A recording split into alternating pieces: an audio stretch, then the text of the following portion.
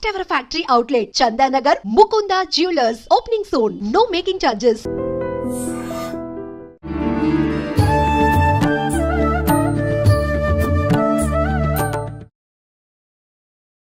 నమస్కారం, welcome to iDream ధర్మ మార్గం కార్యక్రమానికి స్వాగతం. నేను మీ విజిత. ప్రస్తుతం మనతో పాటు ఉన్నారు ఇస్కాన్ టెంపుల్ నుంచి గౌరంగా దర్శన్ దాస్ గురూజీ. ఇప్పుడు వారితో మాట్లాడి మరిన్ని విషయాలు తెలుసుకుందాం. నమస్కారం ప్రభుజీ.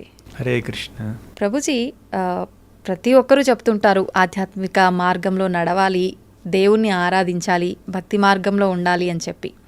నిజంగా ఇవన్నీ చేయాలంటే ఫస్ట్ అసలు భగవంతుణ్ణి పూజించడము, ఆయన గురించి తెలుసుకోవడము, ఏదో ఒకటి మనం పెట్టాలి దానిపైన ధ్యాస. అయితే ముఖ్యంగా భగవంతుణ్ణి పూజించాలి అని అంటే చాలామంది మాకు సమయం లేదు, మాకు హడావిడి, ఉద్యోగము, వ్యాపారము, రకరకాల ఇబ్బందులు, అసలు టైమే పెట్టలేకపోతున్నాం, దేవుడి కోసం మేము టైం ఇవ్వలేకపోతున్నాం అంటుంటారు. అలాంటి వాళ్ళకి మీరు ఏం చెప్తారు? మనకి చాలా టైం మేనేజ్మెంట్ సూత్రాలు ఉన్నాయి. దాంతోపాటుగా మనం నేర్చుకోవాల్సింది ప్రయారిటీ మేనేజ్మెంట్. ఓకే, అంటే దేనికి ఇంపార్టెన్స్ ఇవ్వాలి అనా? కేవలం టైం మేనేజ్మెంట్ అంటే నాకు ఒక రోజులో చేయవలసినటువంటి పనులు ఇవి, ఈ పనికి ఇంత సమయం పడుతుంది, ఈ పనికి ఇంత సమయం పడుతుంది, ఈ పనికి ఇంత సమయం పడుతుంది, అది టైం మేనేజ్మెంట్. ప్రయారిటీ మేనేజ్మెంట్ అంటే ఏ పని ముందు చెయ్యాలి, ఏ పని తర్వాత చెయ్యాలి, ఏది ముఖ్యమైనటువంటి పని, ఏ పని చెయ్యకపోతే నాకు ఎక్కువ బాధ కలుగుతుంది, ఏ పని చేస్తే నాకు ఎక్కువ ఆనందం కలుగుతుంది. సో అది ప్రయారిటైజేషన్ అనమాట. ఓకే, ఇప్పుడు మనం భోజనం చేయకపోతే మనకి ఒంట్లో శక్తి ఉండదు. కాబట్టి భోజనానికి ప్రయారిటీ ఇస్తాం. అవును. రోజుకి 3 పూటలో 2 పూటలో కనీసం 1 పూట తింటారు చాలామంది. అవును. సరే, ఒకరోజు ఉపవాసం ఉన్నా ఎన్ని రోజులు ఉపవాసం ఉండగలరు చెప్పండి? ఉండలేము, 1-2 రోజులకు మించి. అది కాబట్టి భోజనం చేయాల్సిందే, భోజనానికి ప్రయారిటీ ఇవ్వాలి. ఎందుకంటే శరీరానికి పోషణ లేదనుకోండి మనం ఫంక్షన్ చేయలేం. అదేవిధంగా ఎలా అయితే మనం శరీర పోషణకి ప్రయారిటీ ఇస్తామో అలాగే ఆత్మను కూడా పోషించాలి. ఆత్మకు కూడా ఆహారం కావాలి, శరీరానికి ఆహారం కావాలి. ఆత్మకు ఆహారం హరినామం, హరిభక్తి, హరి పూజ, భగవన్నామ స్మరణ చేయాలి, ఆయన నామాల్ని జపించాలి, ఆయన విగ్రహాన్ని ఆరాధించాలి, ఆయన గురించినటువంటి లీలల్ని వినాలి, భాగవత శ్రవణం, భగవద్గీత చదవడం, ఇవన్నీ ఏమిటంటే ఆత్మకు ఆహారం. ఎందుకంటే మెటీరియల్ బాడీకి మెటీరియల్ ఫుడ్ కావాలి, స్పిరిట్ సోల్కి స్పిరిచువల్ ఫుడ్ కావాలి. ఈ మెటీరియల్ బాడీకి మనకు అన్నం, కూర, పప్పు, చపాతీ ఇది ఇస్తే శరీరంకి పోషణ దొరుకుతుంది. కానీ ఆత్మకు పోషణ కావాలంటే మనం భగవంతుడి గురించి 4 మంచి మాటలు వినాలి. అప్పుడు ఆత్మ భగవంతుడితో టచ్లో ఉంటుంది. మనం ఇంతకుముందు చెప్పుకున్నట్టు ఆత్మ భగవంతుడికి అంశ కదా. మమ ఈవాంశో జీవలోకే జీవభూత సనాతనః. భగవంతుడి యొక్క అంశ అయినటువంటి ఈ ఆత్మకి పోషణ కావాలి అంటే భగవంతుడి యొక్క నామ రూప గుణ లీలల గురించినటువంటి వర్ణన వినాలి, అప్పుడు పోషణ లభిస్తుంది. అలా మనల్ని మనం ఆత్మలుగా పరిగణించుకుని భగవద్భక్తికి కాస్త ప్రయారిటీ ఇవ్వాలి. అప్పుడు ఖచ్చితంగా అది ప్రయారిటీ లిస్టులోకి వెళ్ళిపోయింది అనుకోండి, టైం మేనేజ్మెంట్ చేసేస్తాం. మనం ముందు ప్రయారిటీ మేనేజ్మెంట్ చేసుకుంటే టైం మేనేజ్మెంట్ చేస్తాం. చాలామంది ఉన్నారు, ఈవెన్ ప్రస్తుతం కూడా కలియుగంలో 2024లో కూడా చాలామంది వారి రోజుని భగవంతుడి యొక్క ధ్యానం చేసో, పూజ చేసో, నామ జపం చేసో ప్రారంభిస్తారు. 24 గంటలు ఇచ్చాడు దేవుడు, మీరు 24 నిమిషాలు ఇవ్వండి దేవుడి కోసం. కరెక్ట్. ఓకే ప్రభుజీ, బాగానే ఉంది మీరు చెప్పినట్టు భగవంతునికి టైం ఇవ్వాలి అనుకున్నా కూడా కొంతమంది ఆలోచిస్తారు, అసలు ఏంటి, ఎందుకు ఇవ్వాలి నేను భగవంతునికి టైము, ఆయనను పూజించి చూసా కొన్ని రోజులు, నాకేం మంచి జరిగింది, చాలా రకాల కష్టాలు, ఇబ్బందులు, వాటి నుంచి బయటపడే మార్గమే ఆయన నాకు చూపించలేదు, ఎందుకు నేను భగవంతుని పూజించాలి అని అంటుంటారు. వాళ్ళకి ఏం చెప్తారు? భగవంతుడిని పూజించడం అనేది కేవలం ఏదో ఒక ప్రతిఫలాన్ని ఆశించి చేయడం కాదు. ఓకే, ఆయన నా కష్టాలు తీరిస్తేనే నేను పూజిస్తాను, నాకు సుఖాలు ప్రసాదిస్తేనే నేను పూజిస్తాను అంటే అదొక బిజినెస్ ట్రాన్సాక్షన్ అయింది. స్వార్థపరులు చేసేటటువంటి ప్రతి పనిని ఒక ట్రాన్సాక్షన్లా చూస్తారు. కానీ నిస్వార్థ స్వభావం ఉన్నవాళ్ళు చేసే ప్రతి పని, జరిగే ప్రతి ఇంటరాక్షన్ని ఒక సేవ యొక్క అవకాశంలా చూస్తారు. ఇలా సేవించే అవకాశం దొరికింది అని. ఇప్పుడు తల్లి బిడ్డని సేవిస్తుంది, పసికందు 5 ఏళ్ళో 4 ఏళ్ళో లేదంటే 1 సంవత్సరం ఒక చిన్న బేబీ, ఆ బేబీ చిన్న పిల్లవాడో పిల్లో తల్లికి ఏమైనా సహాయపడగలదా? ఏ రకంగానైనా? కేవలం సేవ స్వీకరించడమే కానీ సేవించే శక్తి ఆ పసికందులో లేదు. సంవత్సరం, 2 సంవత్సరాలు, 4 ఏళ్ళు, 5 ఏళ్ళు, 10 ఏళ్ళు గడిచినా కూడా రిటర్న్స్ ఏమి రావు. ఇన్వెస్ట్మెంటే, అంతే, తీసుకోవడమే, ఇవ్వడం లేదు అక్కడ. కాస్త పెరిగి పెద్ద అయిన తర్వాత ఏదో కొంత మంచి వాళ్ళు తల్లిదండ్రుల్ని సేవిస్తుంటారు. కానీ చాలా వరకు ఏమిటంటే పిల్లలు స్వీకరిస్తూనే ఉంటారు. ఎందుకు? అక్కడ రిటర్న్స్ ఏమి రాకపోయినా, కష్టం కలుగుతున్నా ఎందుకు పిల్లలకి సేవ చేయాలనిపిస్తుంది తల్లిదండ్రులకి? ప్రేమ ఉంది కాబట్టి. ఆ ప్రేమ మనకి భగవంతుడి మీద ఉంటే ప్రతిఫలాన్ని ఆశించకుండా సేవ చేస్తాం. సరే, ఇప్పుడు పిల్లలంటే మన కళ్ళెదురుగా ఉంటారు, మాకు సంబంధం ఉంది, రక్త సంబంధం ఉంది కాబట్టి మేము సేవిస్తాము. కానీ భగవంతుడితో నాకేమో సంబంధం? అది ఆత్మ సంబంధం, రక్త సంబంధం కాదు. సరే, మీరు అడిగినటువంటి మెయిన్ ప్రశ్న, కష్టాలు తీర్చట్లేదు ఎందుకు సేవ చేయాలి? ఇప్పుడు కష్టాలు పడేవాళ్ళు 3 రకాలండి. 3 రకాలు. కొంచెం ఎలాబరేట్ ఎక్స్ప్లెనేషన్ ఇవ్వాలి. ఒక రకం ఏమిటంటే భగవంతుడి పూజ చెయ్యని వాళ్ళు, నాస్తికులు అనండి, ఎథీయిస్ట్స్ అనండి, భౌతికవాదులు అనండి, వికర్ములనండి, కర్ములనండి, ఏదో ఒకటి. వారి యొక్క కర్మ, వారి యొక్క ఆనందమే వారికి ప్రధానం, దేవుడు నాకు అవసరం లేదంటారు. అటువంటి వాళ్ళు కష్టాలు పడుతుంటారు. అది ఒక కేటగిరీ. 2, భగవంతుడిని పూజించేవారు, ఆరాధించేవారు, జపం, తపం, శ్రవణ కీర్తనాలు చేసేవాళ్ళు, ప్రతినిత్యం గుడికి వెళ్ళేవాళ్ళు, వాళ్ళు కూడా కష్టాలు పడుతూ ఉంటారు. అది 2వ కేటగిరీ. వీళ్ళందరూ సాధన చేస్తున్నారు, భక్తి సాధన చేస్తున్నారు, ఆధ్యాత్మిక జీవనాన్ని చక్కగా పాటిస్తున్నారు. వాళ్ళు చక్కగానో ఏదో వారి సాయశక్తులు పాటిస్తున్నారు. ఇక 3వ రకం ఏంటో తెలుసా? భగవంతుడి యొక్క అనుచరులు. కృష్ణుడికి పాండవులకి ఎంత స్నేహం ఉంది చెప్పండి. చాలా. కృష్ణుడు పాండవులు ఎప్పుడు కలిసే ఉంటారు, ముఖ్యంగా అర్జునుడితో కలిసే ఉంటాడు. పాండవులు కష్టాలు పడలేదా? పడ్డారుగా. రాముడు సీత భార్యాభర్తలు, సీత ఎన్ని కష్టాలు పడింది. అలా చూస్తే లక్ష్మణుడు రాముడి పక్కనే ఉంటాడు, ఎప్పుడు ఎన్ని కష్టాలు పడ్డాడు. రాముడే కష్టాలు పడ్డాడు, అది ఇంకో విషయం. అలా చూస్తే కుంతిమాత మహాభక్తురాలు, మహాపతివ్రత, ఎన్ని కష్టాలు పడింది. ద్రౌపది ఎన్ని కష్టాలు. ఇలా చూస్తే భగవంతుడి యొక్క పరమ భక్తులు, వాళ్ళు సాధక భక్తులు కాదు. మనం ఏమిటంటే సేవ చేస్తున్నాం భగవంతుడికి, ఏదో జపం చేస్తూ నిద్రపోతూ, లేదంటే అప్పుడప్పుడు గుడికి వెళ్తున్నాం, అక్కడ మనసు దేవుడి మీద ఉండదు. విగ్రహాన్ని చూస్తూ, ఆ శ్రీనివాసుడి విగ్రహాన్నో, రాముల వారి విగ్రహాన్నో, కృష్ణుడి విగ్రహాన్నో చూస్తూ కూడా మనసు ఎటు వెళ్ళిపోతుంటుంది. ఎప్పుడైనా అనిపించిందా మీకు అలా? అలా దర్శనం చేసుకున్నా కూడా భగవంతుడి యొక్క గుళ్ళో ఉండి ఎదురుగా విగ్రహం పెట్టుకుని చుట్టుపక్కల 100 మంది భక్తులు ఉండి దర్శనం చేసుకున్న సమయంలో కూడా మనసు ఎటు వెళ్ళిపోతుంది. అంటే వీళ్ళు ఏమిటంటే భక్తిలో పరిపక్వత చెందలేదు. కానీ వాళ్ళు పాండవులు అంత గొప్ప గొప్ప మహాభక్తులు, వాళ్ళు భక్తిలో పూర్తిగా పరిపక్వత చెందారు. భగవంతుడి యొక్క అనుచరులు, ప్రతినిత్యం ఆయన చూస్తున్నారు, ఆయనతో మాట్లాడుతున్నారు, ఆయనతో స్నేహం చేస్తున్నారు, తింటున్నారు, పడుకుంటున్నారు, మాట్లాడుతున్నారు, ఇవి చాలా చాలా చేస్తున్నారు. వాళ్ళు కూడా కష్టాలు పడుతున్నారు. ఇప్పటికి నేను చెప్పిన 3 కేటగిరీస్ ఏంటి? మొదటి కేటగిరీ నాస్తికులు, దేవుణ్ణి నమ్మని వారు. 2, దేవుడి పూజ చేసేవారు, భక్తి సాధన చేస్తున్నారు, ఇంకా పరిపక్వత చెందలేదు, ప్రాక్టీస్ చేస్తున్నారు, కానీ వీళ్ళు పెర్ఫెక్ట్ అయ్యారు భక్తిలో.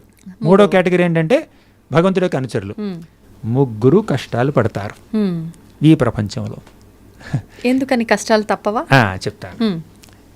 కృష్ణుడు ఈ విశ్వాన్ని సృష్టించినప్పుడు ఆ విశ్వం గురించి ఒక మాట చెప్పాడు భగవద్గీతలో. దుఃఖాలయం అశాశ్వతం అన్నాడు. ఈ ప్రపంచమే దుఃఖాలయం. ఒక కారాగారంలో కష్టాలు ఎందుకు పడుతున్నారంటే కారాగారం నేచరే అది.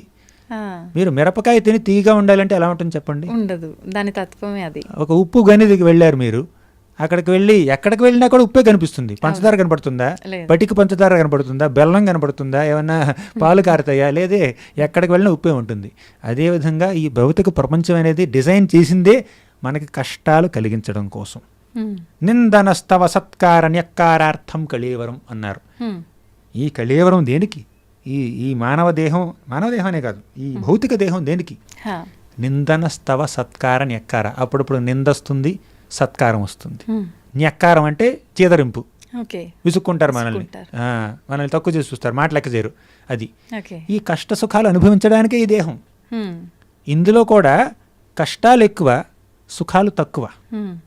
సుఖం ఉన్నా కూడా అది తాత్కాలికం. అందుకే కృష్ణుడు ఏమన్నాడు, దుఃఖాలయం అశాశ్వతం అన్నాడు. ఇది దుఃఖాలకి నెలకొలవు. ఈ భౌతిక ప్రపంచం దుఃఖాలకి నెలకొలవు. సుఖం కాస్త కూస్తూ ఉందంటే అది అశాశ్వతం. సో ఫస్ట్ లెసన్ ఏమిటంటే, మొట్టమొదటి పాఠం ఏమిటంటే, ఈ ప్రపంచం మనకి కష్టాలు కలిగించడానికి డిజైన్ చేయబడింది. ఈ భౌతిక ప్రపంచంలో మహాభక్తులున్నా, సింపుల్ సాధారణ భక్తులున్నా, నాస్తికులున్నా అందరూ కష్టాలు పడవలసింది. కానీ ఈ ముగ్గురు ఎందుకు కష్టాలు పడతారు? ఒకటి, భౌతిక జగత్తు యొక్క తత్వం అదని తెలుసుకున్నాం. రెండోది ఏమిటంటే, ఈ మనం కేటగిరీ వైజ్ వెళ్దాం. ఫస్ట్ చెప్పిన కేటగిరీ, ఫస్ట్ చెప్పిన కారణం అందరికీ కామన్. ఇప్పుడు ఫస్ట్ కేటగిరీకి వెళ్దాం. ఎవరు? నాస్తికులు, దేవుణ్ణి నమ్మని వారు, పూజ చేయని వారు. వారు ఎందుకు కష్టాలు పడతారంటే, వారు చేసిన కర్మల వల్ల. వాళ్ళు ఏవో తప్పు పనులు చేస్తే కష్టాలు పడతారు. తప్పు పనులు చేస్తే కష్టాలు, మంచి పనులు చేస్తే సుఖాలు. ఆ సుఖం శాశ్వతం కాదు. ఆ సుఖాన్ని అనుభవిస్తున్నప్పుడు ఎన్నో కష్టాలు పడతారు. ఇప్పుడు ఇంతకుముందు ఏవో పుణ్యాలు చేశాడు, మంచి డబ్బు వచ్చింది, ఆ డబ్బును అనుభవిస్తున్నాడు. ఇప్పుడు డబ్బును అనుభవిస్తూ పాపాలు చేస్తున్నాడు. ఆ సుఖాలను అనుభవిస్తూ కష్టాలను కొని తెచ్చుకుంటున్నాడు. అంటే ఈ జన్మలో చేసిన తప్పులకి ఈ జన్మలోనే మనం అనుభవిస్తామా? ఈ జన్మలో చేసిన తప్పులకి ఈ జన్మలోనూ వస్తుంది, వచ్చే జన్మలో కూడా వస్తుంది. మరి అలా రోడ్డు మీద నడుస్తున్నారు, ఎదురు దెబ్బ తగిలింది కాలుకి, వెంటనే రక్తం వస్తుంది. ఎవరో దొగ్గారు, ఆ వైరస్ మీలోకి వచ్చింది, వెంటనే తెలీదు. 2 వారాలు 3 వారాలు ఆగిన తర్వాత నాకు కూడా దగ్గు వస్తుంది ఏమిటి అని అంటే, అప్పుడు డాక్టర్ పట్టుకుని ఆ పలానా ఏదో ఇన్ఫెక్షన్ వచ్చింది అంటాడు. అది కొన్ని కష్టాలకి వెంటనే వచ్చేస్తుంది, కొన్ని తప్పులకి వెంటనే రిజల్ట్ వచ్చేస్తుంది, కొన్ని తప్పులకి కాసేపు ఆగి వస్తుంది. పనిష్మెంట్ అయితే ఖచ్చితంగా ఉంటుంది, వెనక ముందు అంతే. అది ఈ జన్మలోన, వచ్చే జన్మలోన, 10 జన్మల తర్వాత, రేప ఎల్లుండ, 2 నిమిషాల తర్వాత, అది డిపెండ్స్. కానీ కష్టం అనుభవించాల్సిందే. సో చేసిన కర్మకి ప్రతిఫలం అనుభవిస్తున్నాడు వ్యక్తి. అది మొట్టమొదటి కేటగిరీ. ఇక రెండో కేటగిరీ, దేవుడి దగ్గరికి వెళ్తే బ్రహ్మ సంహిత అని ఒక గొప్ప రచన ఉంది. బ్రహ్మదేవుడే స్వయంగా గోవిందుడి గురించి చక్కగా ఆయన స్తుతించాడనమాట. దాన్ని బ్రహ్మ సంహిత అంటారు. అందులో బ్రహ్మదేవుడు ఏమంటాడంటే, కర్మాణి నిర్దహతి కింతు చ భక్తి భాజాం గోవిందమాది పురుషం తమహం భజామి. కర్మాణి నిర్దహతి, చేసింది పుణ్యకర్మలైనా పాపకర్మలైనా ఆ కర్మ పూర్తిగా దహించుకుపోతుంది భక్తి చేస్తే. భక్తి మార్గాన్ని ఆచరిస్తే భగవంతుడు మీ కర్మల్ని తొలగిస్తాడు. ఇది ఈ శ్లోకం యొక్క తాత్పర్యం. పుణ్యకర్మలు చేస్తే ఆనందం, పాపకర్మలు చేస్తే బాధ. కానీ ఆ పుణ్యమైన పాపమైన భౌతికమే. మీరు చక్కగా ఒక ట్రైన్లో ప్రయాణిస్తున్నారండి, జనరల్ కంపార్ట్మెంట్లో కూర్చున్నారు. ఎలా ఉంటుంది ప్రయాణం? చాలా ఇబ్బందిగా ఉంటుంది. స్లీపర్ కంపార్ట్మెంట్లో వెళ్ళారు, ఎలా ఉంటుంది? సుఖంగా ఉంటుంది, కాస్త బెటర్గా ఉంటుంది. ఏసీ కంపార్ట్మెంట్లో వెళ్తే ఇంకా బెటర్గా ఉంటుంది. మీరు ఏసీ కంపార్ట్మెంట్లో కూర్చున్నారు కదా అని తొందరగా వెళ్తారా మీ డెస్టినేషన్కి? లేదు. ప్రయాణం కాస్త కంఫర్టబుల్గా ఉంటుంది కానీ డెస్టినేషన్కి మాత్రం తొందరగా వెళ్ళలేరు. అందరూ ఒకేసారి వెళ్తారు. అవునా? అదేవిధంగా ఈ ప్రపంచంలో మనం సుఖాలు అనుభవించిన, కష్టాలు అనుభవించిన, పాపకర్మలు చేసిన, పుణ్యకర్మలు చేసిన, అదంతా భౌతికమే, అదంతా మెటీరియలే, స్పిరిచువల్ కాదు. ఓకేనా? సో ఇప్పుడు కర్మాణి నిర్దహతి కింతుచ భక్తి భాజం అంటే, భక్తి మార్గాన్ని ఎవరైతే ఆచరిస్తున్నారో వారు వారి పాపకర్మల నుంచి, పుణ్యకర్మల నుంచి విముక్తులవుతారు. వారికి కర్మ వల్ల కష్టాలు కలగవు. కానీ మరి కష్టాలు ఎందుకు కలుగుతున్నాయి? కర్మ వల్ల కాదు. ఫస్ట్ కేటగిరీ కర్మ వల్ల కష్టాలు అనుభవిస్తున్నారు. రెండో కేటగిరీ కర్మే లేదు, భక్తి చేస్తున్నారు కాబట్టి కర్మ పోయింది. సాధన ప్రాక్టీస్ స్టేజ్లో ఉన్నా కూడా కర్మ పోయింది. కానీ కష్టం ఎందుకు? 2 కారణాలు, అపరాధాల వల్ల, అనర్థాల వల్ల. అనర్థాలు అంటే ఏమిటో తెలుసా? భక్తి మార్గాన్ని ఆచరిస్తున్నా కూడా ఇంకా మనసులో కొన్ని అనర్థాలు ఉన్నాయి. ఆ అనర్థాలు ఏమిటంటే కామ, క్రోధ, లోభ, మోహ, మదమాత్సర్యాలు. కొంతమంది భక్తి మార్గాన్ని ఆచరిస్తారు, భగవంతుడి యొక్క నామాలను జపిస్తారు, చక్కగా శాస్త్రాలను చదువుతారు, పూజిస్తారు, లోపలెక్కడో గర్వం ఉంది, కాస్త కూస్త అసూయ ఉంది. ఇంకొక భక్తుడిని చూసి వాడి ఎదుగుదలను చూసి ఊర్చుకోలేరు. ఇద్దరు భక్తులే, ఇద్దరు ఒకే దేవుణ్ణి పూజిస్తున్నారు, ఒకే నామాన్ని జపిస్తున్నారు, ఒకే శాస్త్రాన్ని చదువుతున్నారు, ఒకే రకమైనటువంటి సాధన చేస్తున్నారు. కానీ ఆ సాధకుడిని చూసి ఈ సాధకుడికి ఏదో మంట, కడుపు మంట, మనసులో ఏదో ఈర్ష్య, ద్వేషం, అసూయ, ఎదుగుదలను చూసి తట్టుకోలేడు. అంటే ఇంకా లోపల ఏవో వాసనలు మిగిలిపోయినాయి. వీటిని అనర్థాలు అంటారు. అవునా? కామం, క్రోధం, లోభం, మోహం, మదం, మాత్సర్యం. మాత్సర్యం అంటే అసూయ. వీటిని అనర్థాలు అంటారు. దానివల్ల కష్టాలు అనుభవిస్తాడు. ఇక రెండోది ఏమిటంటే అపరాధాలు. అపరాధం అంటే ఏమిటి తెలుసా? తప్పులు. భక్తి చేస్తున్నాడు, భగవంతుని పూజ చేస్తున్నాడు, కానీ భగవంతుడి పూజ చేస్తున్నప్పుడు ఏకాగ్రత లేదు, లేదంటే తెలిసి కూడా కొన్ని తప్పులు చేస్తున్నాడు. ఇవి పాటించాలని తెలుసు, ఈ నియమాలు పాటించాలని తెలుసు, అయినా కూడా నిర్లక్ష్యం చేస్తున్నాడు. వీటన్నిటిని అపరాధాలు అంటారు. ముఖ్యమైనటువంటి అపరాధం ఏమిటంటే వైష్ణవ అపరాధం.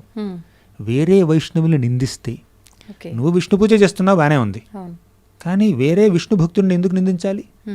ఆ నింద వైష్ణవ అపరాధం అవుతుంది. కొన్ని ధామాపరాధాలు ఉంటాయి. ఒక పుణ్యక్షేత్రానికి వెళ్ళాం, ఆ పుణ్యక్షేత్రంలో సరైనటువంటి నడవడిక ఉండాలి మనకి. అక్కడ సరిగ్గా నడుచుకోలేదనుకోండి, అక్కడ కష్టం వస్తుంది. అంటే దానివల్ల కష్టం వస్తుంది, అపరాధం అనమాట. ధామాపరాధం, సేవాపరాధం, వైష్ణవాపరాధం, నామాపరాధం. జపం చేస్తున్నప్పుడు అటు ఇటు వెళ్ళిపోయింది అనుకోండి మనసు, అదొక నామాపరాధం. ఇలా ఎన్నెన్నో అపరాధాలు ఉన్నాయి. అంటే భక్తిని ఆచరిస్తున్న ఆ భక్తిలో చేసేటటువంటి అపరాధాల వల్ల, పొరపాట్ల వల్ల కష్టాలు వస్తుంటాయి. ఇంకా మనసులోనే పేరుకుపోయి ఉన్నటువంటి అనర్థాల వల్ల కష్టాలు వస్తూ ఉంటాయి. అర్థమైందా? ఫస్ట్ కేటగిరీ ఎందుకు కష్టాలు వస్తున్నాయి వాళ్ళకి? అపరాధాలు. ఫస్ట్ కేటగిరీ ఎథిస్ట్స్, నాస్తికం. వాళ్ళు ఎందుకు కష్టపడుతున్నారు? కర్మ చేశారు కాబట్టి, తప్పులు చేశారు కాబట్టి కష్టపడుతున్నారు. ఇక రెండో కేటగిరీ ఏమిటి? వాళ్ళు భక్తి చేస్తున్నా కూడా అపరాధాలు, అనర్థాలు ఉన్నాయి కాబట్టి కష్టపడుతున్నారు. ఇక మూడో కేటగిరీ మహాభక్తులు, పాండవులు లాంటి వాళ్ళు. వాళ్ళు ఎందుకు కష్టాలు పడతారు? వాళ్ళకి అపరాధాలు లేవు, వాళ్ళకి అనర్థాలు లేవు, ఈర్ష్య, ద్వేషం, అసూయ, పగ లేదు. అర్జునుడికి కృష్ణుడు రథసారథ్యం వహించాడు. అర్జునుడిని చూసి యుధిష్ఠిర మహారాజావని ఈర్ష్యపడ్డా? కృష్ణ, నేను రాజుని, నేను అందరికన్నా పెద్దవాణ్ణి, నువ్వు సారథి అవ్వాలంటే నా రథానికి సారథిక, నా రెండో తమ్ముడు రథానికి ఎందుకు సారథి అవుతావు? అర్జునుడికి నువ్వు రథసారథ్యం వహించొద్దు, నాకు వహించు అని అన్నాడా యుధిష్ఠిరుడు? అనలేదే. భీముడు అన్నాడా? అనలేదే. వాళ్ళలో వాళ్ళకి ఎంతో చక్క సఖ్యత ఉంది. అప్పుడప్పుడు భేదాభిప్రాయాలు వచ్చినా కూడా ఒకరి పట్ల ఒకరి గౌరవం ఉంది. ఎవరిని ఎవరు తక్కువ చేసి చూడట్లేదు. భగవద్గీత అర్జునుడికి ఎందుకు చెప్పావు, నాకు చెప్పొచ్చు కదా అని భీముడు అన్నాడా? అనలేదే. అంటే వారిలో ఎటువంటి అనర్థాలు, అపరాధాలు లేవు. ఈర్ష్య, ద్వేషం, అసూయ, పగ, గర్వం అటువంటి లేవు. అయినా కూడా వాళ్ళు ఎందుకు కష్టాలు పడుతున్నారు తెలుసా? వారి ద్వారా భగవంతుడు మనందరికీ ఒక పాఠాన్ని నేర్పించాలనుకున్నాడు. ఏమిటా పాఠం? ఎన్ని కష్టాలు వచ్చినా నా భక్తులు నన్ను పూజించడం మానరు, వారికి నా మీద ఉన్నటువంటి భక్తి, విశ్వాసం, నమ్మకం ఇసుమంతైనా తగ్గదు అని అందరికీ నిరూపించడం కోసం, కేవలం నీకు సుఖాలు ఇస్తేనే నువ్వు నన్ను పూజిస్తావా, చూడండి వీళ్ళు ఎన్ని కష్టాలు పడుతున్నారు అయినా కూడా నన్ను పూజిస్తున్నారు, నన్ను వదిలిపెట్టట్లేదు అని మనందరికీ చాటి చెప్పడం కోసం తన పుణ్యభక్తుల్ని, మహాభక్తుల్ని కూడా ఆయన కష్టాలు పడే విధంగా చేస్తాడు. ఆ కష్టాల్లో కూడా, ఆ ఒడిదుడుకుల్లో కూడా వాళ్ళు భగవంతుడి మీద నమ్మకాన్ని కోల్పోలేదు. అలా భగవంతుడి మీద విశ్వాసం, భక్తి, ప్రపత్తి కోల్పోకపోతే అటువంటి భక్తులు మహాభక్తులు, పరిపక్వత చెందినటువంటి భక్తులు. వాళ్ళు కష్టాలు పడినా కూడా నిజంగా కష్టాలు అనుభవించట్లేదు, ఆ కష్టాల్లో భగవంతుడికి దగ్గరవుతున్నారు. భక్తులు కష్టాల్ని ద్వేషించరు, ఆ కష్టాన్ని భగవంతుడిని స్మరించుకునే మార్గంగా చూస్తారు.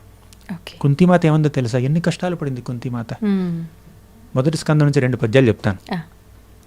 ఒకటేమిటంటే, విషాన్మహాగ్నేహ పురుషాదర్శనాత్ అసత్సభాయా వనవాసకృచ్ఛ్రత మృధే మృధేనేక మహారథాస్త్రతో ద్రౌణ్యస్త్రతశ్చాస్మ హరేభిరక్షితాః. కుంతిమాత ఏమంటుందంటే, ఇది కుంతిమాత మన కృష్ణుడు ఎదురుగా నిలబడి మాట్లాడుతుంది. కురుక్షేత్ర సంగ్రామం జరిగిపోయింది. కృష్ణుడు హస్తినాపురం నుంచి తన రాజ్యమైనటువంటి ద్వారకకి ప్రయాణిస్తున్నాడు. హస్తినాపురం సామ్రాజ్యానికి యుధిష్ఠిర మహారాజు పట్టాభిషిక్తుడు కాబోతున్నాడు, కురుక్షేత్ర సంగ్రామంలో గెలిచాడు కాబట్టి. ఆ సందర్భంలో కుంతిమాత ఎదురుగా వచ్చి, కృష్ణ ఎక్కడికి వెళ్తున్నావు నువ్వు? మమ్మల్ని ఎన్నెన్నో కష్టాల నుంచి నువ్వు గట్టెక్కించావు, ఇప్పుడు ఈ సమయంలో మమ్మల్ని విడిచిపెట్టి వెళ్ళిపోతావా అని చెప్పి ఎప్పుడెప్పుడు కృష్ణుడు వారిని కష్టాల నుంచి గట్టెక్కించాడు అవన్నీ గుర్తు చేసుకుంది. విషాన్ మహాగ్నేహి. ఈ దుర్యోధనుడు, దుశ్శాసనుడు, కర్ణుడు, శకుని లాంటి వాళ్ళందరూ పాండవుల్ని ఎన్నో విధాలుగా బాధపెట్టారు. అందులో ఒకటేమిటంటే భీముడికి విషం ఇచ్చారు. చిన్న బాలుడిగా ఉన్నప్పుడే భీముడికి విషం ఇచ్చారు. నువ్వు విషం నుంచి కాపాడావు నా కొడుకు భీముడిని. మహాగ్నేహి వారిని ఒక లాక్షాగృహంలో బంధించి దానికి నిప్పంటించడానికి ప్రయత్నించారు. అప్పుడు కూడా కృష్ణుడి నుంచి కాపాడాడు. విషాన్ మహాగ్నేహి పురుషాద దర్శనాత్ హిడింబాసురుడు, బకాసురుడు అని గొప్ప గొప్ప రాక్షసులు వీళ్ళని అటాక్ చేస్తే ఏదో కృష్ణుడి దయ వల్ల భీముడు వాళ్ళని చంపాడు. కృష్ణుడి దయ వల్లే. ఇదంతా నీదే అని చెప్తుంది ఆవిడ. మహాగ్నేహ పురుషాద దర్శనాత్ అసత్సభాయ. ఆ అసత్సభలో దుశ్శాసనుడు ఇన్ని ఏనుగుల బలం ఉన్నటువంటి తన చేతులతో ద్రౌపది చీరలాగుతుంటే నువ్వొచ్చి చీరచి సంరక్షించావు కృష్ణ. నువ్వు ఎన్ని విధాలుగా మమ్మల్ని రక్షించావు. పురుషాద దర్శనాత్ అసత్సభాయ వనవాస కృచ్ఛత. వనవాసాల్లో ఎన్ని కష్టాలు వచ్చాయి చెప్పండి. దుర్వాసముని 10,000 మంది శిష్యుల్ని వేసుకుని వచ్చాడు. వచ్చి మాకు అన్నం పెట్టన్నాడు. వాళ్ళ దగ్గర ఏమీ లేదు. పాండవుల దగ్గర కృష్ణుడు వచ్చాడు. ద్రౌపది దగ్గరకు వచ్చి నాకు ఆకలిస్తుంది అన్నాడు. స్వామి, నేను ఇప్పుడు వీళ్ళకి ఎలా ఫుడ్ పెట్టాలో ఆలోచిస్తున్నాను. నువ్వు ఆకలి నా దగ్గరికి వచ్చావు, ఏం చేయాలని ద్రౌపది చాలా ఎంబరాసింగ్గా ఫీల్ అయిందనమాట. అప్పుడు కృష్ణుడు అన్నాడు, నీ దగ్గర ఉంది, ఫుడ్ ఉంది, తీసుకురా. అక్షయ పాత్రలో ఉందంటే లేదు, ఇప్పుడే కడిగి అక్కడ పెట్టాను, చక్కగా తోమేసి పెట్టానంటే లేదు ఉంది, తీసుకురా అంటే తీసుకొచ్చింది. ఒక చిన్న మెతుకు అంటుకుంది ఒక మూలన. ఆ చిన్న మెతుకుని కృష్ణుడు తిన్నాడు. తన బొజ్జ నిండింది. ఈ మన దుర్వాసముని తర్వాత ఆయన 10,000 మంది శిష్యులు వాళ్ళందరూ తేపుతున్నారనమాట. వాళ్ళ కడుపు నిండిపోయింది, కృష్ణుడు కడుపు నిండింది కదా. అలా కష్టాల నుంచి ఎన్నో సార్లు బయటపెట్టాడు కృష్ణుడు. అప్పుడు మన ఈవిడేమందో తెలుసా కుంతిమాత, విపదః సంతుతాః శశ్వత్ తత్ర తత్ర జగద్గురు భవతో దర్శనం యస్యాత పునర్భవ దర్శనం అంది. ఎప్పుడైతే మాకు విపత్తులు వచ్చాయో అప్పుడు నువ్వు వచ్చి మాకు దర్శనమిచ్చావు, సంరక్షించావు. అంటే కష్టం వచ్చినప్పుడల్లా నువ్వు వచ్చి ఏదో ఒక విధంగా మాకు సహాయపడుతున్నావు. మీ దర్శనం మాకు దొరుకుతుంది. నీ దర్శన భాగ్యం దొరికేటట్లయితే ఆ కష్టాలు మళ్ళీ మళ్ళీ వచ్చేటట్టు చెయ్యి. కష్టాలు కోరుకుంటున్నారు ఆయన దర్శనం కోసం. కుంతిమాత ఆయన యొక్క ప్రేమ అభిమానం ఆస్వాదించడం కోసం, ఆయన దర్శనాన్ని ఆస్వాదించడం కోసం కష్టాలు కోరుతుంది. కష్టం అంటే భయమే లేదా వాళ్ళకి, కష్టం అంటే ఇష్టం. ఎందుకు? ఆ కష్టం ద్వారా భగవంతుడికి దగ్గర అవుతున్నారు వాళ్ళు. ఆయన్ని గుర్తు చేసుకోవచ్చు. ఆయన మీద వారు ఎన్ని విధాలుగా ఆధారపడి ఉన్నారో వాళ్ళు తెలుసుకోవచ్చు. అది మొత్తం మూడు రకాల వ్యక్తులు. మీరు ప్రపంచంలో ఎవరినైనా తీసుకోండి, ఏదో ఒక కేటగిరీలోకి వెళ్తారు. ఒకటి స్పిరిచువల్ లైఫ్ పాటించిన వాళ్ళు, తప్పులు చేశారు కాబట్టి కష్టాలు, సింపుల్, ఈక్వేషన్ ఈజీ. 2 భక్తిని పాటించేవాళ్ళు, అపరాధాలు చేస్తున్నారు కాబట్టి ఇంకా అనర్థాలు మిగిలి ఉన్నాయి కాబట్టి కష్టాలు వాళ్ళకి.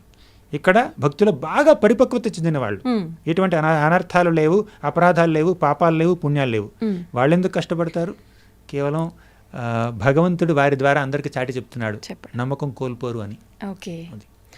అయితే ప్రభుజీ, ఇన్ని రకాల మనుషులం ఉన్నాము, ఇన్ని రకాల ఆలోచనలు మీరు చెప్పారు. ఇప్పుడు 3 రకాల కేటగిరీలు. వీరందరూ కూడా భగవంతుడికి సమానమేనా? అందరినీ ఒకే దృష్టితో చూస్తాడా? సమాన దృష్టితో చూడడం అంటే అది లిటరల్గా సమానం అని కాదండి. ఇప్పుడు నేను ఒక క్వశ్చన్ అడుగుతాను మిమ్మల్ని, మీరు నన్ను క్వశ్చన్ అడుగుతున్నా, నేను మిమ్మల్ని అడుగుతాను. ఒకటి, తల్లిదండ్రులకి బిడ్డలందరూ సమానమేనా? సమానమే. నిజంగా ఆలోచించి చెప్పండి. సమానమే, కాకపోతే ఒక్కొక్కసారి పరిస్థితులను బట్టి ఒకరికి చూపించే. చెప్తాను ఒక విషయం, ఒక ఎగ్జాంపుల్ చెప్తాను. తల్లి ఉంది, తండ్రి ఉన్నాడు, 2 పిల్లలు ఉన్నారు. ఒక పిల్లవాడు 4వ తరగతి చదువుతున్నాడు, రెండో బిడ్డ 2వ తరగతి చదువుతున్నాడు. ఓకేనా? 2nd క్లాస్ 4th క్లాస్, ఇద్దరు సమానమే కదా. ఇప్పుడు 2nd క్లాస్ టెక్స్ట్ బుక్లు 4th క్లాస్ స్టూడెంట్కి ఇస్తారా? ఇవ్వరు. నాకు 2 బిడ్డలు సమానమే కాబట్టి ఇద్దరికి ఒకే రకమైన బట్టలు కొంటాను, ఒకే రకమైన పెన్సిళ్ళు పెన్నులు ఇస్తాను వీడు 2 చపాతీలు తింటే వీడు కూడా 2 చపాతీలు తినాల్సింది, ఎందుకంటే నేను సమానం కాబట్టి. అంటే చూపించే ప్రేమ సమానంగా ఉంటుంది కదా ప్రభుజీ, వస్తువులు అవన్నీ పక్కన పెడితే. రెసిప్రొకేషన్, ప్రతిస్పందన సమానం కాదు. ఇప్పుడు ఒక బిడ్డ తప్పు చేశాడు, ప్రేమ సమానం మీరు అన్నట్టు, ఎగ్జాక్ట్లీ. ఒక బిడ్డ తప్పు చేశాడు, ఆ బిడ్డని మందలిస్తుంది తల్లి. రెండో బిడ్డ మంచి పని చేశాడు, అభినందిస్తుంది. అంటే సమానంగా చూడట్లేదు, ట్రీట్మెంట్ సమానంగా లేదు, కానీ అల్టిమేట్గా ఇద్దరి మీద ప్రేమ ఉంది. అవునా, మీరన్నమాటే. లోపల ప్రేమ సమానంగా ఉంటుంది, కానీ ప్రతిస్పందన, ఆ ప్రేమను వ్యక్తపరిచే విధానం ఉంటుంది చూడండి, అది సమానంగా ఎప్పుడూ ఉండదండి. పరిస్థితులను బట్టి, వారి యొక్క వ్యక్తిత్వాన్ని బట్టి, వారి యొక్క ప్రవర్తన బట్టి. కేవలం పరిస్థితులే కాదు, వారి యొక్క ప్రవర్తన. బిడ్డ చక్కగా ప్రవర్తిస్తే తల్లిదండ్రులు మెచ్చుకుంటారు, తప్పు పనులు చేస్తే శిక్షిస్తారు, మందలిస్తారు, దండిస్తారు. టీచర్ కూడా సేమ్ పాఠం, సేమ్ క్లాసులో 100 మంది కూర్చుంటే పిల్లలు అందరికి ఒకే పాఠం చెప్పుతుంది టీచర్. కానీ క్లాసులో కొంతమంది శ్రద్ధగా వింటారు, కొంతమంది అల్లరి చేస్తారు, కొంతమంది కిటికీలోని చూస్తారు, కొంతమంది కొట్టుకుంటారు, కొంతమంది స్మార్ట్ ఫోన్ చూస్తారు. ఈ కాలంలో అప్పట్లో కొట్టుకోవడం, కిటికీలోని చూడడం అదే వాళ్ళకి తెలుసు. ఇప్పుడు అందరూ స్మార్ట్ ఫోన్ చూస్తారు, మెసేజ్ చేసుకుంటారు అనమాట. అప్పట్లో మా కాలేజీలో వెనక బెంచ్లో ఉన్నవాడికి ముందు బెంచ్ వాడు ఏమైనా మెసేజ్ చేయాలనుకోండి, ఏం చేస్తాం తెలుసా, మేము ఒక చిన్న పేపర్ మీద రాసేవాళ్ళం మెసేజ్ అని. ఆ మెసేజ్ అలా 2-3 బెంచులు దాటి వాడి దగ్గరికి వెళ్తుంది, వాడు అందులో రిప్లై రాసి మళ్ళీ వెనక పంపిస్తాడు. అలా చేసుకునేవాళ్ళం మేము. అప్పట్లో SMS లేవు కదా, మొబైల్ లేవు చాలా మంది దగ్గర. సరే, అంటే క్లాసులో టీచర్ సమానంగా అందరికీ పాఠం చెప్పినా కొంతమంది మాత్రం చక్కగా అర్థం చేసుకుంటున్నారు, కొంతమంది అర్థం చేసుకోవట్లేదు. ఇది టీచర్ యొక్క పక్షపాత బుద్ధి కాదు, పార్షియాలిటీ కాదు, అది స్టూడెంట్ యొక్క ప్రవర్తన మీద ఆధారపడి ఉంది. అదేవిధంగా భగవంతుడు అందరికీ సమానమే, కానీ ఆ వ్యక్తి ఎలా ప్రవర్తిస్తాడో ఆ రకంగా భగవంతుడు ప్రతిస్పందిస్తాడు. దీనికి ప్రమాణం కావాలంటే మీకు ప్రామాణికంగా భగవద్గీతలో 2 శ్లోకాలు చెప్పుకుందాం. కృష్ణుడు ఏమన్నాడంటే, సమోహం సర్వభూతేషు నమే ద్వేష్యోస్తి న ప్రియః ఏ భజింతి తు మాం భక్త్యా మయి తే తేషు చాప్యహం అన్నాడు. సమోహం సర్వభూతేషు, ప్రతి ప్రాణికి నేను సమానంగా ప్రేమను అందించడానికి సిద్ధంగా ఉన్నాను, అందరూ నాకు సమానమే. నమే ద్వేషోస్తి న ప్రియ, వీరు నాకు ప్రియులు, వీరు నేను ద్వేషిస్తానని నేను ఎప్పుడు అనుకోను అని అన్నాడు కృష్ణుడు. కానీ అదే శ్లోకంలో 2వ పాదంలో ఏమంటున్నాడంటే కృష్ణుడు, ఏ భజింతితు మాం భక్త్య, ఎవరైతే భక్తితో నన్ను భజిస్తారో మైతే తేషు చాప్యహం, వారి పట్ల నా ప్రతిస్పందన ప్రత్యేకంగా ఉంటుంది, స్పెషలైజ్డ్ ట్రీట్మెంట్ ఇస్తాను వాళ్ళకి. అందరికీ సమానమే, కానీ వీళ్ళు నాకు స్పెషల్, వీళ్ళ పట్ల ఎక్కువ ప్రేమ చూపిస్తాను. అది న్యాచురల్. ఎలా అయితే తల్లిదండ్రులు సమానమైనా కూడా బిడ్డలందరికీ, కానీ వారి యొక్క ప్రతిస్పందన వారి ప్రవర్తన బట్టి, పరిస్థితులను బట్టి వేరేగా ఉంటుంది. అదేవిధంగా భగవంతుడు కూడా ఇప్పుడు మంచి చేస్తే ఆయన మనకు సుఖాలను ఇస్తాడు, చెడు చేస్తే దుఃఖాలను ఇస్తాడు, అంతే. అది మీ యొక్క ప్రవర్తన బట్టి ఉంటుంది. సత్ప్రవర్తనతో ఉండాలి ఆయన మనకు చెప్తాడు, కానీ ఆ సలహాని, ఆ యొక్క ఇన్స్ట్రక్షన్ని, ఆదేశాన్ని మనం స్వీకరించకుండా విచ్చలవిడిగా ప్రవర్తిస్తే ఇక ఆయన ఏం చేస్తాడు? అది అంటే కృష్ణుడు అంటాడు 4వ అధ్యాయంలో, ఏ యథా మాం ప్రపద్యంతే తాంస్తథైవ భజామ్యహం. ఏ యథా మాం ప్రపద్యంతే, ఎవరు నన్ను ఏ ఆలోచనలతో, ఏ భావనతో నన్ను అప్రోచ్ అయితే నేను అదే విధంగా ప్రతిస్పందిస్తాను, అలాగే రెసిప్రొకేట్ చేస్తాను అని అన్నాడు. అంటే అది మన యొక్క ప్రవర్తన మీద, మన యొక్క మనస్తత్వం మీద ఆధారపడి ఉంటుంది, ఆయన పక్షపాత బుద్ధి కానే కాదు. ఇంకో ఉదాహరణ చెప్పమంటారా, to make it more clear? సూర్యుడు తూర్పు దిక్కున ఉదయిస్తున్నాడు. ఇలా మీరు ఇక్కడ నిలబడ్డారు, సూర్యుడిని చూస్తున్నారు, చక్కటి కాంతి, చక్కగా ధూమ్రవర్ణంలో ఆయన చక్కగా వెలిగిపోతున్నాడు, దేదీప్యమానంగా వెలిగిపోతున్నాడు. మరీ మిట్ట మధ్యాహ్నం సూర్యుడు కాదు కాబట్టి చూడగలుగుతారు, చక్కగా ఆరెంజ్ కలర్ బాల్ చూడగలుగుతారు, సర్కిల్. మీరు వెలుతురు చూస్తున్నారు, సూర్యుడు ఎదురుగా నిలబడ్డారు కాబట్టి. మీరు ఇలా ముఖం తిప్పేశారు, సూర్యుడికి మీరు ముఖం చూపించకుండా వెను చూపించారు. అప్పుడు ఏం చూస్తారు? నీడ చూస్తారు. అవునా? అవును. సూర్యుడి ఎదురుగా నిలబడితే కాంతి చూడొచ్చు, సూర్యుడికి వెన్ను చూపిస్తే నీడ చూడాల్సి వస్తుంది. నీడ అంటే షాడో డార్క్గా ఉంటుంది, శూన్యం. శూన్యం అనొచ్చు, డార్క్నెస్, ముఖ్యంగా చీకటి. చీకటి. ఇక్కడ వెలుతురు, అక్కడ చీకటి. ఈ చీకటి ఎలా వచ్చిందండి? మీ ఎదురుగా నీడ ఎలా కనపడుతుంది? మీ వెనుక సూర్యుడు ఉన్నాడు కాబట్టి కనపడుతుంది. ఓకే. అంటే సూర్యుడే ఆ నీడకు కూడా కారణం. అవునా? చీకటికి కాంతికి రెండింటికి సోర్స్ సూర్యుడే. కానీ మీరు సూర్యుడికి ఎదురుగా నిలబడితే మీకు కాంతి కనిపిస్తుంది. సూర్యుడికి వెన్ను చూపిస్తే, సూర్యుడిని అలా వెనక్కి తిప్పి సూర్యుడిని అలా తిరస్కరిస్తే మీరు చీకటి చూడాల్సి వస్తుంది. అదేవిధంగా భగవంతుడే కష్టాలకి సుఖాలకి రెండింటికి కారణం. అల్టిమేట్గా అన్నీ ఆయన నుంచే వస్తున్నాయి. కష్టమైనా సుఖమైనా, మంచైనా చెడైనా అన్నీ ఆయన నుంచే వస్తున్నాయి. కానీ ఎలా వస్తాయి? అది ఆయన కావాలని సృష్టించినటువంటి చెడు కాదండి, కావాలని సృష్టించినటువంటి కష్టం కాదండి. అది మనం ఆయన్ని తిరస్కరిస్తే మనం పడవలసినటువంటి మనం అనుభవించవలసినటువంటి ఒక ఎక్స్పీరియన్స్ అనమాట అది. అది అంటే భగవంతుణ్ణి తిరస్కరించడం వల్ల, భగవంతుణ్ణి నిందించడం వల్ల, ఇంకొకటి ఏమిటంటే ఆయన మన మంచి కోసమే చెప్పేటటువంటి ఆ బోధనల్ని స్వీకరించకుండా విచ్చలవిడిగా స్వేచ్ఛగా యథేచ్ఛగా ప్రవర్తించడం వల్ల కష్టాలు కోరి తెచ్చుకుంటున్నాం మనం, కొని తెచ్చుకుంటున్నాం. అది అంటే భగవంతుణ్ణి నిర్లక్ష్యం చేస్తే మంచి చెడు వీటన్నిటిపైన పరిస్థితులపైన ఆధారపడి ఉంటుంది. దేవుడు మన పైన కరుణ చూపించడానికి లేదు అనడానికి. ధనికులు, పేదవాళ్ళు, ఉన్నవాళ్ళు, లేనివాళ్ళు, ఇలా కూడా భగవంతుడు పక్షపాతిగా ఉంటాడంటారా? ఎగ్జాంపుల్కి తీసుకుంటే ఆలయాల్లోకి వెళ్తుంటాము. ఆలయాల్లోకి వెళ్తే దేవుడి అనుగ్రహం అందరికీ కావాలి, దేవుణ్ణి దర్శించుకోవడం కోసమే ప్రతి ఒక్కరు వస్తారు. కానీ డబ్బు ఉన్న వాళ్ళు, విఐపీల విషయానికి వస్తే వాళ్ళకు మంచి స్పెషల్గా ఇన్వైట్ ఉంటుంది. ఏమి లేని వాళ్ళకి వస్తే గంటల తరబడి లైన్లలో నిలబడి ఇబ్బందులు పడి రకరకాలుగా వాళ్ళకే ఎక్కువగా ఉంటుంది. నిజం చెప్పాలంటే భగవంతుణ్ణి దర్శించుకోవాలనే ఆశ. మరి ఈ తేడాలన్నీ ఎందుకు జరుగుతున్నాయంటారు? ఇప్పుడు ఇలాంటి క్యూలు, టికెట్లు, విఐపి దర్శనాలు దేవుడు భగవద్గీతలో చెప్పాడా? భాగవతంలో చెప్పాడా? భారతంలో ఉందా? భాగవతంలో ఉందా? రామాయణంలో ఉందా? వేదాల్లో ఉన్నాయా? పురాణాల్లోనా? ఉపనిషత్తుల్లోనా? ఎక్కడో టికెట్లు పెట్టాలని? ఎక్కడ లేదు, ఎక్కడ లేదు. ఇవన్నీ సృష్టించింది మానవుడు, దేవుడు కాదు. దేవుడేమన్నాడు? సమోహం సర్వభూతేషు నమే ద్వేషోస్తి న ప్రియ అన్నాడు.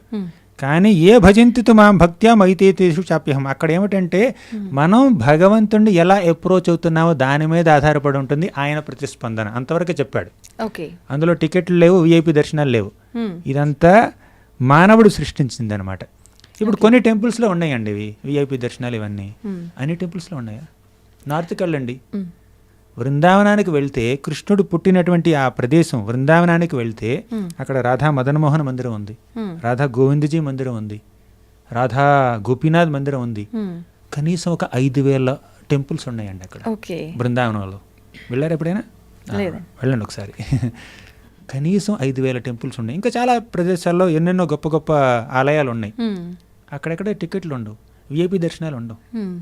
సరే, ఒక మహాభక్తుడు వస్తే, సన్యాసి వస్తే, వయసులో పెద్దవాళ్ళు వస్తే, ఏదో సంఘానికో చాలా సేవ చేసిన వాళ్ళు వస్తే, ఏదో ఆ అర్చకులు కాస్తో కూస్తో వారికి కొంచెం అనుగ్రహం చూపించాలి, భగవద్ అనుగ్రహం అని చెప్పి వారికి కొంచెం శాలువా ఇవ్వచ్చు, లేకపోతే ఒక పూలమాల ఇవ్వచ్చు, సంథింగ్ అలా ఏదో కొన్నిసార్లు కొన్ని సందర్భాల్లో ఒక సన్యాసికో కొంచెం అలా ప్రిఫరెన్షియల్ ట్రీట్మెంట్ జరగవచ్చు.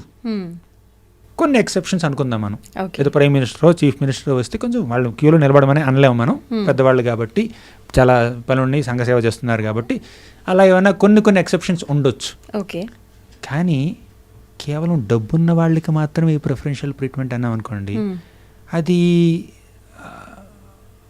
దేవుడి యొక్క పక్షపాత బుద్ధి అని మనం ఎలా అంటాం చెప్పండి?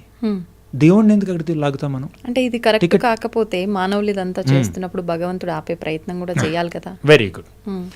ఇప్పుడు మీరు సరైన ప్రశ్న అడిగారు.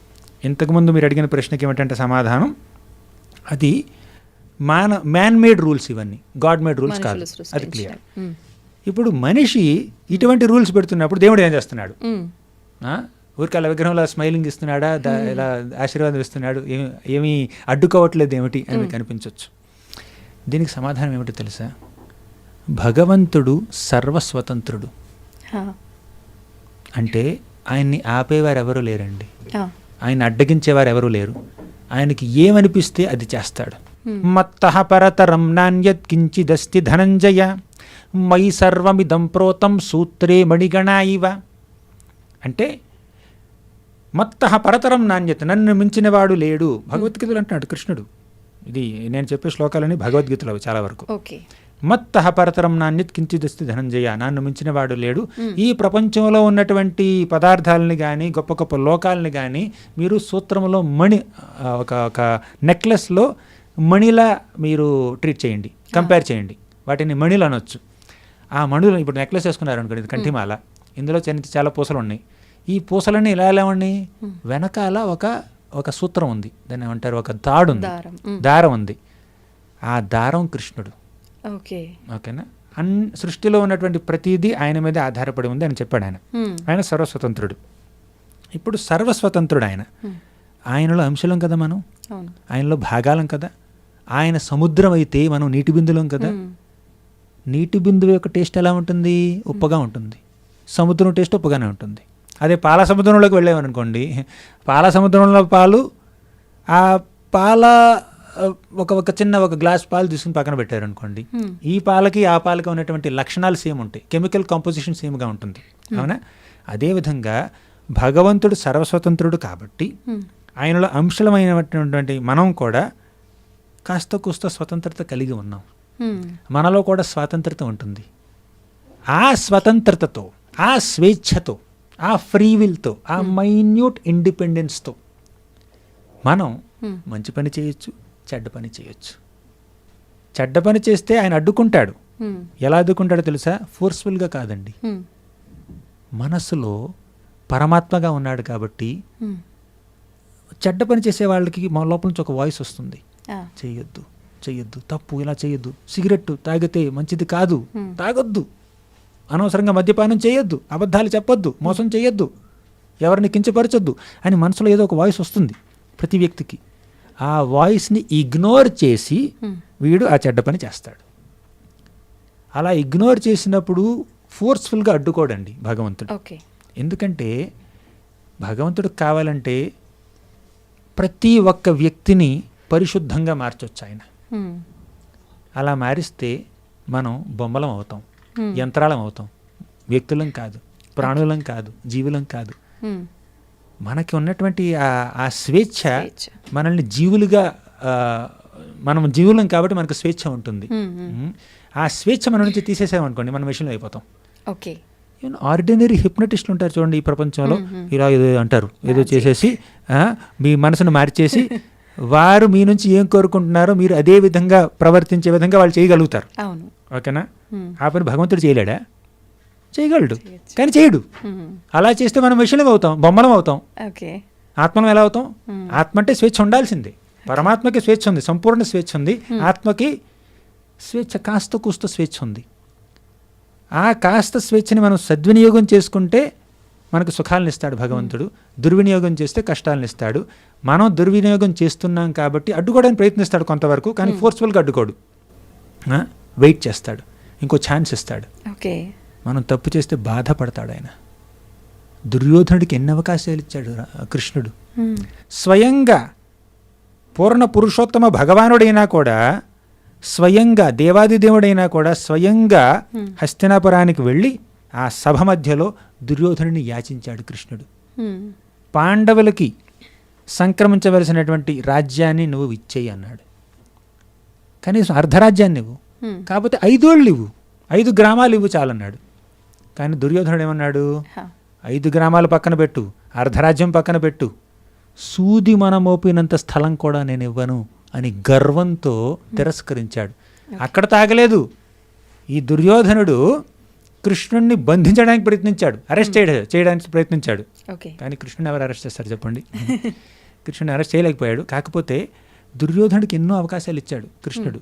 స్వయంగా చెప్పాడు, మనందరికీ పరమాత్మ రూపంలో లోపల నుంచి చెప్తాడు, దుర్యోధనుడికి ఎదురుగా ఉండి చెప్పాడు, అయినా కూడా వినలేదు. చివరిగా ఏం జరిగింది, భీముడి గదతో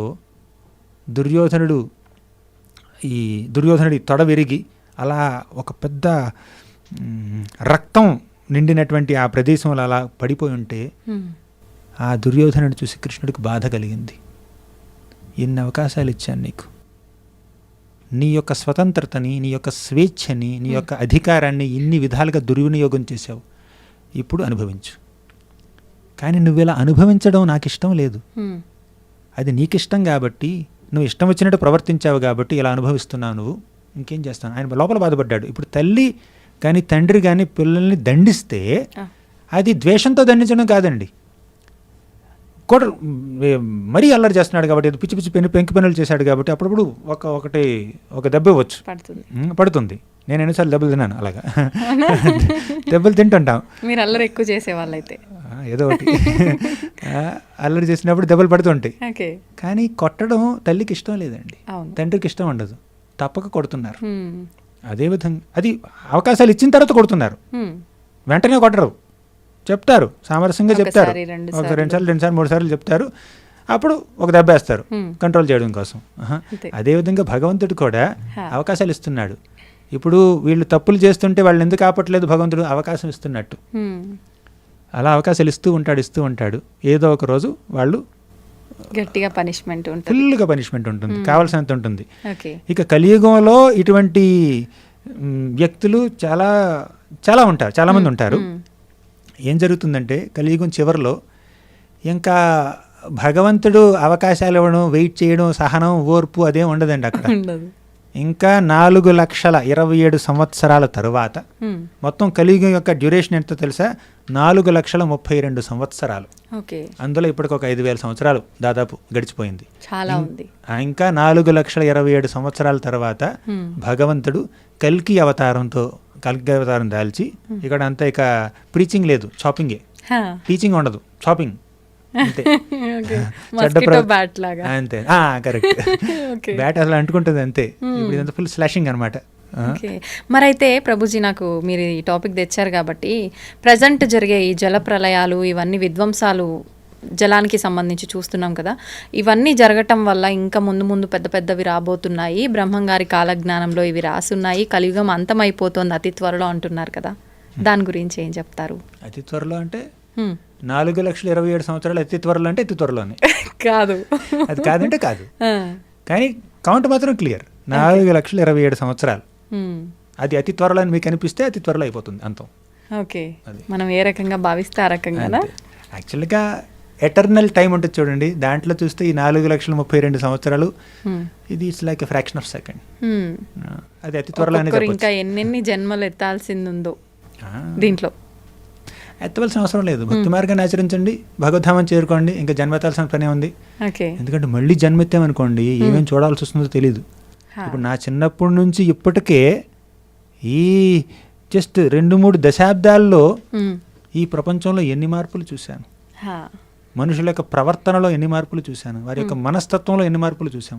మీరు చూసే ఉంటారు ఎంత డిగ్రేడ్ అయిపోతుంది సొసైటీ, ఫాస్ట్గా డిగ్రేడ్ అయిపోతుంది. ఇంకా డిగ్రేడేషన్ ఉంది, ఇది కేవలం ట్రైలర్ మాత్రమే, సినిమా అంతా ముందుంది. ఓకే, మీరు ముందు నుంచి ఇలా భగవంతుడి ఆరాధనలోనే, కృష్ణతత్వంలోనే ఉన్నారా ప్రభుజీ? మా తల్లిదండ్రుల యొక్క స్ఫూర్తి వల్ల కొన్ని శాస్త్రాలు చదవడం జరిగింది. నేను ఫస్ట్ చదివింది రామాయణం 3వ తరగతిలో. బాలల బొమ్మల రామాయణం అని మా ఫాదర్ తీసుకొచ్చారు ఒక బొమ్మల పుస్తకం. నేను ఫస్ట్ రాసింది అది, ఫస్ట్ చదివింది అది, ఫస్ట్ రాసింది కూడా అదే. అప్పుడు ఏం చేసామండి అంటే మన పుస్తకాన్ని ఇలా ఇలా కట్ చేసి హారిజంటల్గా కట్ చేసి నేను ఆ రామాయణం చూసి ఇక్కడ రాసుకునేవాడిని అనమాట. ఏదో తాళపత్ర గ్రంథాలు ఫీల్ రావడం కోసం అలా రాసుకునేవాడిని. ఏదో మా పేరెంట్స్ దయ వల్ల నాకు సుప్రభాతం, విష్ణు సహస్రనామం, భగవద్గీత, మంత్రపుష్పం, పురుష సూక్తం, శ్రీ సూక్తం అవన్నీ చదివి పారాయణం చేసే అలవాటు చిన్నప్పటి నుంచే లభించింది. అంతేకాకుండా 9th స్టాండర్డ్లో మా ఫాదర్ నన్ను ఒక స్కూల్లో జాయిన్ చేశారు. దాని పేరు బాలభాను విద్యాలయం, శ్రీకాకుళంలో ఉంటుంది. అక్కడ మాకు చిన్నప్పుడు ప్రతిరోజు పొద్దున 45 నిమిషాలు స్కూల్లో ఉన్నటువంటి 6, 7, 8, 900 మంది పిల్లలందరూ ఒకే దగ్గర చేరి భగవద్గీత పారాయణం చేస్తారు. ధనుర్మాస సమయంలో ఏమిటంటే విష్ణు సహస్రనామ పారాయణం చేస్తారు. దసరా సమయంలో లలిత సహస్రనామం, తర్వాత పురుష సూక్తం అని, శ్రీ సూక్తం అని అలా పారాయణం చేసేవాళ్ళం. అలా ఒక we began our day with strong spiritual సాధన. అలా చిన్నప్పటి నుంచి అలా జరిగింది మాకు. అలా అలవాటైంది. తర్వాత మెల్లిగా నేను ఈ ఎంటెక్ వచ్చినప్పుడు మాస్టర్స్ చేసినప్పుడు ఐఏఎస్సిలో అక్కడ మెల్లిమెల్లిగా ఇస్కాన్తో పరిచయం అయింది. ప్రపోజల్ వారి భగవద్గీత చదివాను, మెల్లిమెల్లిగా భాగవతం అని చదివి ఇప్పుడు ఇలా ఉన్నాను. ఓకే, అంటే మీరు భగవంతుడి సేవలోనే ఉండిపోవాలనుకుంటున్నారా? మీకు వివాహము, కుటుంబము, వాళ్ళతో బంధాలు, బంధుత్వాలు, బాధ్యతలు అవన్నీ ఉంటాయా? వివాహం తప్పితే మిగిలినవన్నీ ఉంటాయి మీరు చెప్పినవి. ఓకే. ఓకేనా. ప్రస్తుతం ఏమిటంటే తల్లిదండ్రులతో టచ్లో ఉంటాను. వాళ్ళని ఎప్పుడు వెళ్ళి కలుస్తూ ఉంటాను. వాళ్ళు కూడా గోవర్ధన్ కాలేజ్కి వస్తుంటారు. ఇప్పుడు వాళ్ళు అక్కడే ఉన్నారు. మా పేరెంట్స్ అక్కడ జీవీలో ఉన్నారు, గోవర్ధన్ నికో విలేజ్లో. నేను ఇక్కడికి వచ్చాను అనమాట. నన్ను చూడడానికి అక్కడికి వచ్చారు. నేను ఆంధ్రాకి వెళ్తున్నానని చెప్పాను. సారీ, ఇప్పుడు తెలంగాణ. అప్పుడంతా ఒకటే, నేను విడిచిపెట్టినప్పుడు అంతా ఒకటే. సరే, అలా కలుస్తూ ఉంటాం. ఇంట్లో మరీ డే టు డే రెస్పాన్సిబిలిటీస్లో నాకేమీ రోల్ లేదు. కాకపోతే అలా జస్ట్ మాట్లాడడం, కొంచెం గైడెన్స్ ఇవ్వడం, గైడెన్స్ తీసుకోవడం, అంతవరకు అంతే. సలహాలు, సూచనల వరకే. ఎమోషన్స్ నార్మల్ పీపుల్కి ఉన్నట్టు అట్లా అవన్నీ ఉంటాయా? ఉంటాయి. ఎమోషన్ అల్టిమేట్గా భక్తి అంటే భగవంతుడి పట్ల ఎమోషన్స్ పెంచుకోవాలి. తల్లిదండ్రుల పట్లే మీకు భావం లేకపోతే, ఎమోషన్ భావన లేకపోతే భగవంతుడి పట్ల భక్తి భావన ఎలా వస్తుంది చెప్పండి? అంటే కృతజ్ఞతా భావం ఉండాలి. తల్లిదండ్రుల పట్ల, అన్నదమ్ముల పట్ల, అక్క చెల్లెల పట్ల, అందరి పట్ల కాస్త కూస్త ఎమోషనల్ బాండింగ్ ఉండాలి. లేకపోతే ఇంకా మానవ జీవితంకి అర్థమేమని చెప్పండి? కానీ ఆ ఎమోషన్స్ మెటీరియల్ ఎమోషన్స్ కాకూడదు, స్పిరిచువల్ ఎమోషన్స్ కావాలి. ఇప్పుడు మనం మొదటిసారి కలుస్తున్నా కూడా మీరు దేవుడి బిడ్డే, నేను దేవుడి బిడ్డని. స్పిరిచువల్గా we are all connected to each other. మెటీరియల్గా మనం వేరే వేరే ప్రదేశాల్లో ఉండొచ్చు, వేరే వేరే కుటుంబాల్లో జన్మించి ఉండొచ్చు. కాకపోతే స్పిరిచువల్గా మనందరం భగవంతుడి యొక్క పిల్లలం, భగవంతుడి యొక్క కుటుంబంలో సభ్యులం. Okay. So we have a family bonding with each other ultimately. So మా గురుగారు అంటుండేవాళ్ళు, అసలు భక్తి మార్గానికి అంటే స్పిరిచువల్ లైఫ్కి పరమార్థం ఏమిటో తెలుసా? లవ్ ఆఫ్ గాడ్, భగవత్ ప్రేమ, భగవంతుణ్ణి నిస్వార్థంగా ప్రేమించడం. ఇంతకీ భగవంతుణ్ణి నిస్వార్థంగా ప్రేమించడం అంటే ఏమిటి తెలుసా? భగవంతుడి పట్ల ప్రేమ ఉంది కదా అని చెప్పి ప్రతి వ్యక్తి పట్ల, ప్రతి వస్తువు పట్ల నిర్లక్ష్యంతో ఉండడం కాదండి. దేవుడే అంతా, వీళ్ళంతా వేస్ట్, వీళ్ళతో నాకు సంబంధం లేదు, ఏ బంధం లేదు, బంధుత్వం లేదు, బాంధవ్యం లేదు, ఎమోషన్స్ లేవు, అటాచ్మెంట్ లేదు, దేవుడే అంతా. అది కాదు స్పిరిచువల్ లైఫ్. స్పిరిచువల్ లైఫ్ అంటే భగవంతుణ్ణి ప్రేమించడం, భగవంతుణ్ణి ప్రేమించేవారిని ప్రేమించడం, భగవంతుణ్ణి ప్రేమించడానికి ప్రయత్నించేవారిని ప్రేమించడం, భగవంతుడు ఎవరినైతే ప్రేమిస్తాడో వారందరినీ ప్రేమించడం.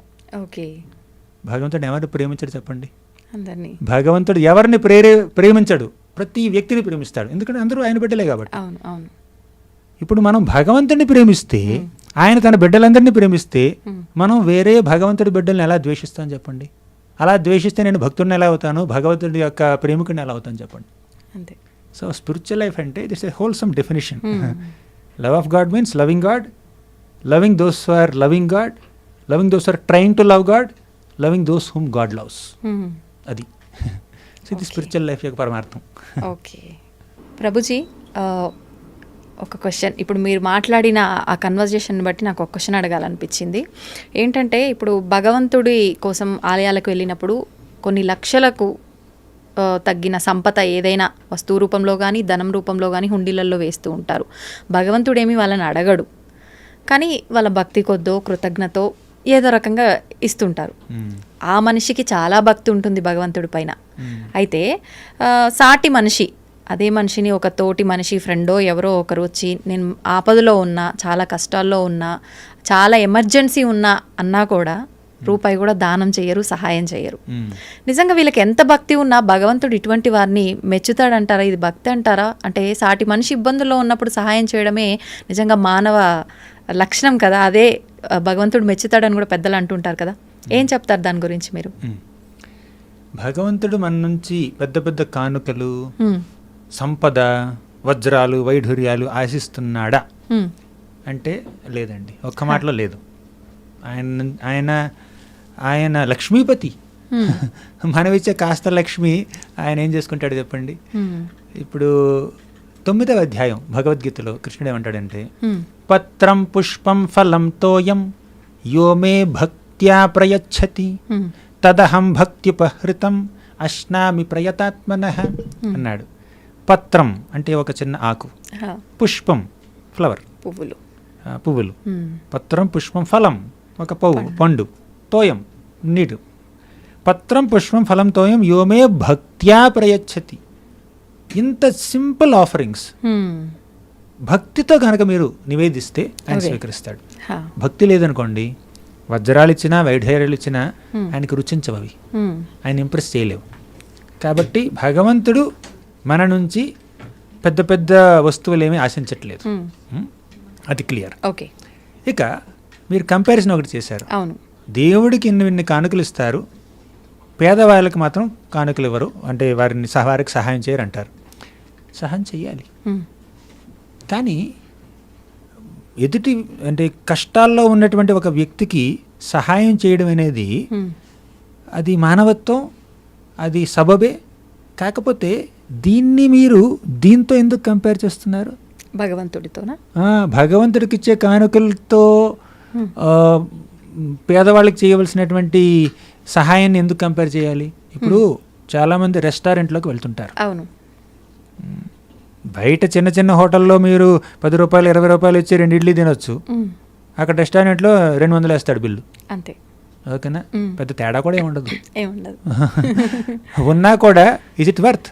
అది 10 times ఎక్కువ ఉంటుంది అనమాట కాస్టింగ్. అంటే అక్కడ విచ్చలవిడిగా షాపింగ్ మాల్స్లో కానీ, రెస్టారెంట్లలో కానీ, తర్వాత ఇంకేవో పెద్ద పెద్ద నగల షాపుల్లో కానీ, సినిమాల్లో కానీ ఓ సినిమా చూడాలంటే ఎంత 200, 300, 400, 500 ఇచ్చి చూస్తాడనమాట. ఫస్ట్ రోజు చూడాలి, మా ఫేవరెట్ హీరో సినిమా ఫస్ట్ రోజు ఫస్ట్ షో నేనే చూడాలి, అంతే. ఓకేనా? అక్కడ ఉన్న ఎక్సైట్మెంట్ పేదవాళ్ళకి ఆ సినిమా హాల్ ఎదురుగా ఉన్నటువంటి బెచ్చగాడికి ఇవ్వడంలో ఉండదు, అవునా? కాబట్టి చాలాసార్లు ఏమిటంటే మన మనస్తత్వం ఎలా ఉంటుందంటే, సహాయం చేయడం కరెక్టే, ఆ సహాయం దేవుడి పూజని ఆపే ఎందుకు చేయాలి? ఓకే, మన ఎక్స్ట్రా వేగన్స్ ఆపి చేయొచ్చు కదా. అవును, మనం విచ్చలవిడిగా ఎంత డబ్బు ఖర్చు పెడుతున్నాం, ఎంత డబ్బుని వృధా చేస్తున్నాం. ఫోన్ బాగానే పనిచేస్తుంది, కొత్త ఫోన్ ఎందుకు కావాలి? ఎందుకంటే కొత్త వెర్షన్ వచ్చింది, అప్గ్రేడేషన్ వచ్చింది. అందులో ఏముంటుంది, మహా అయితే ఒక ఏదో 10-20 మెగాపిక్సెల్ పెరుగుతుంది అనమాట కెమెరా, అంతకన్నా ఇంకేం లేదు. యాజ్ ఇట్ ఈజ్ ఉంటుంది కొన్ని చాలా వరకు. స్టోరేజ్ పెరగచ్చు, ర్యామ్ పెరగచ్చు, ఇంకేదో పెరగచ్చు. సరే, పెరిగింది, అవసరం ఉందని తీసుకోండి. కానీ కొన్నిసార్లు అవసరం లేకపోయినా కూడా మనకు కావాలంటుంది. అంటే మనం ఎన్ని విధాలుగా డబ్బుని వృధా చేస్తున్నాం. ఆ డబ్బంతా సేవ్ చేసి పేదవాళ్ళకి సహాయం చేస్తే ఎంత బాగుంటుంది చెప్పండి? చాలా బాగుంటుంది. ఇప్పుడు దేవుడికి ఇచ్చే డబ్బుతోనే ఎందుకు చేయాలి?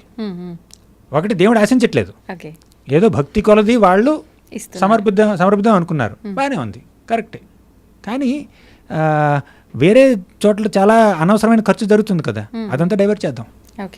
ఇక ఈ విషయానికి రండి, భగవంతుడికి పెద్ద పెద్ద కానుకలు ఎందుకు సమర్పించాలి? దాన్ని కూడా మనం చెప్పుకుంటేనే క్వశ్చన్ కంప్లీట్ అవుతుంది. భగవంతుడు పెద్ద కానుకలు మన నుంచి కోరుకోవట్లేదు, కానీ మనం ఎందుకు సమర్పించాలి? ఎందుకంటే దేవుడు మనకు కెపాసిటీ ఇచ్చాడు. మన కెపాసిటీకి అనుగుణంగా మనం ఆయన సేవించవచ్చు. ఒక చిన్న ఉదాహరణ చెప్తాను వినండి. ఒకసారి బృందావనంలో కృష్ణుడు చాలా చిన్న బాలుడు, 2 ఏళ్ల వయసు ఉంటుంది, 2-3 ఏళ్ల వయసు ఉంటుంది. అప్పట్లో సిస్టమ్ ఎలా ఉంటుందంటే, డబ్బులిచ్చి కొనుక్కోరేది. మీ ఇంట్లో కొన్ని పదార్థాలు ఉంటే ఆ పదార్థాలని వాళ్ళకి ఇస్తారు, వాళ్ళ దగ్గర ఉన్న పదార్థాలని మీరు తీసుకుంటారు. బార్టర్ సిస్టమ్ అంటారు దీన్ని. ఇప్పుడు ఒక పళ్ళు అమ్ముకునే ఆవిడ ఉంది, చక్కగా నెత్తి మీద ఒక పెద్ద బుట్టలో ఇన్ని పళ్ళు తీసుకొచ్చి ఎవరికైనా పళ్ళు కావాలంటే వచ్చి నా దగ్గర నుంచి తీసుకోండి అని అనౌన్స్మెంట్ చేసింది అనమాట. అలా బృందావన వీధుల్లో చక్కగా నడుస్తుంది ఆవిడ.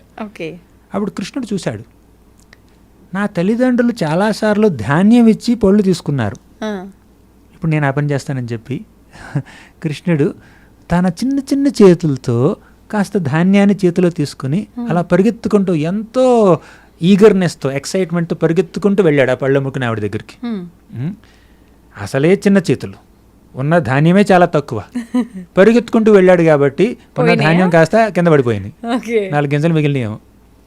కానీ ఆ పిల్లవాడి యొక్క చిరుమందహాసం చూసి, ఎంతో చక్కగా ఉన్నటువంటి ఆ ముఖవర్చస్సు చూసి, ఆ దివ్యమంగళ విగ్రహాన్ని చూసి ఆవిడ ముగ్ధరాలైపోయి భక్తితో ప్రేమతో కృష్ణుడు ఎన్ని పళ్ళు పట్టుకోగలడో తన చేతులతో అన్ని పళ్ళతో నింపేసింది ఆయన చేతులు నిస్వార్థంగా. తిరిగి వచ్చింది ఏమీ లేదు. దానికి కృష్ణుడు ఎలా ప్రతిస్పందించాడో తెలుసా? తన బుట్ట నిండా వజ్రాలు వైఢూర్యాలు బంగారం వెండితో నిండిపోయింది బుట్టంతా. ఇప్పుడు ఆవిడ పళ్ళిచ్చింది, వజ్రాలు తీసుకుంది కృష్ణుడి దగ్గర నుంచి. ఆ వజ్రాల మీద ఏమైనా ఆశ ఉందా ఆవిడికి? పళ్ళు అమ్ముకునే ఆవిడ వెంటనే పరిగెత్తుకుంటూ ఇంటికి వెళ్ళి మళ్ళీ ఇంకా పళ్ళు తీసుకొచ్చి కృష్ణుడికి ఇచ్చింది. ఇంకా వజ్రాల కోసం కాదండి, పళ్ళు ఇస్తే ఈ బిడ్డ నవ్వుతాడు, కేవలం ఆ కృష్ణుని ముఖంలో ఆ చిరు మందహాసం చూడడం కోసం ఇచ్చిందనమాట. అలా నిస్వార్థంగా భగవంతుడికి సేవ చేసినటువంటి భక్తులు ఉన్నారు. ఆయన ఎన్నెన్ని కానుకలు ఇచ్చినా సంపద ఇచ్చినా కూడా దాని మీద ఎక్కువ దృష్టి పెట్టకుండా ఆయన సంతృప్తి మీదే దృష్టి పెట్టినటువంటి భక్తులు ఉన్నారు. అలా చాలామంది భక్తులు ఉన్నారు. కానీ కొంతమంది భక్తులు పళ్ళు ఇవ్వట్లేదు, పళ్ళతో పాటు వజ్రాలు కూడా ఇస్తున్నారు. ఎందుకు ఇస్తున్నారంటే ఇంకో శ్లోకం చెప్తాను. ఇది భాగవతంలో 4వ స్కందంలో వస్తుంది. యథా తరోర్మూల నిషేచనేన తృప్యంతి తత్స్కంద భుజోపశాఖాః. తరోర్మూలం అంటే మన ఒక చెట్టు మొదట్లో మీరు నీళ్లు పోసారనుకోండి, ఆటోమేటిక్గా ఆ చెట్టు యొక్క కొమ్మలకి పువ్వులకి ఫలాలకి అన్నింటికి నరిష్మెంట్ వచ్చేస్తుంది, పోషణ వచ్చేస్తుంది. అలా కాదని చెప్పి మీరు నీళ్లు తీసుకొచ్చి ఆ కొమ్మల మీద ఆకుల మీద అలా చిలకరించారనుకోండి, మొదట్లో నీళ్లు పోయట్లేదు, వేరుకు నీళ్లు పోయట్లేదు, ఎంతకాలం బ్రతుకుతుంది? ఆకుల మీద ఏమైనా డస్ట్ ఉంటే డస్ట్ పోవచ్చు మీరు చల్లేటటువంటి నీళ్ల వల్ల, కానీ చెట్టుకు నరిష్మెంట్ రాదు. ఆ వేళ్ళు భగవంతుడు, ఆ చెట్టుకున్నటువంటి ఆ ఆకులు పువ్వులు అవన్నీ మనతో సమానం. మనం భగవంతుడిని సేవిస్తే, ఆయన్ని ఆనందపరిస్తే, ఆయనకి మనకి శక్తి మేరకు మన శక్తి మేరకు ఆయన్ని సేవిస్తే, ఆయనకి ఏదైనా నివేదన చేస్తే, ఆయన తృప్తి పెడితే, ఆయన తృప్తి వల్ల మనందరం తృప్తి పడతాం.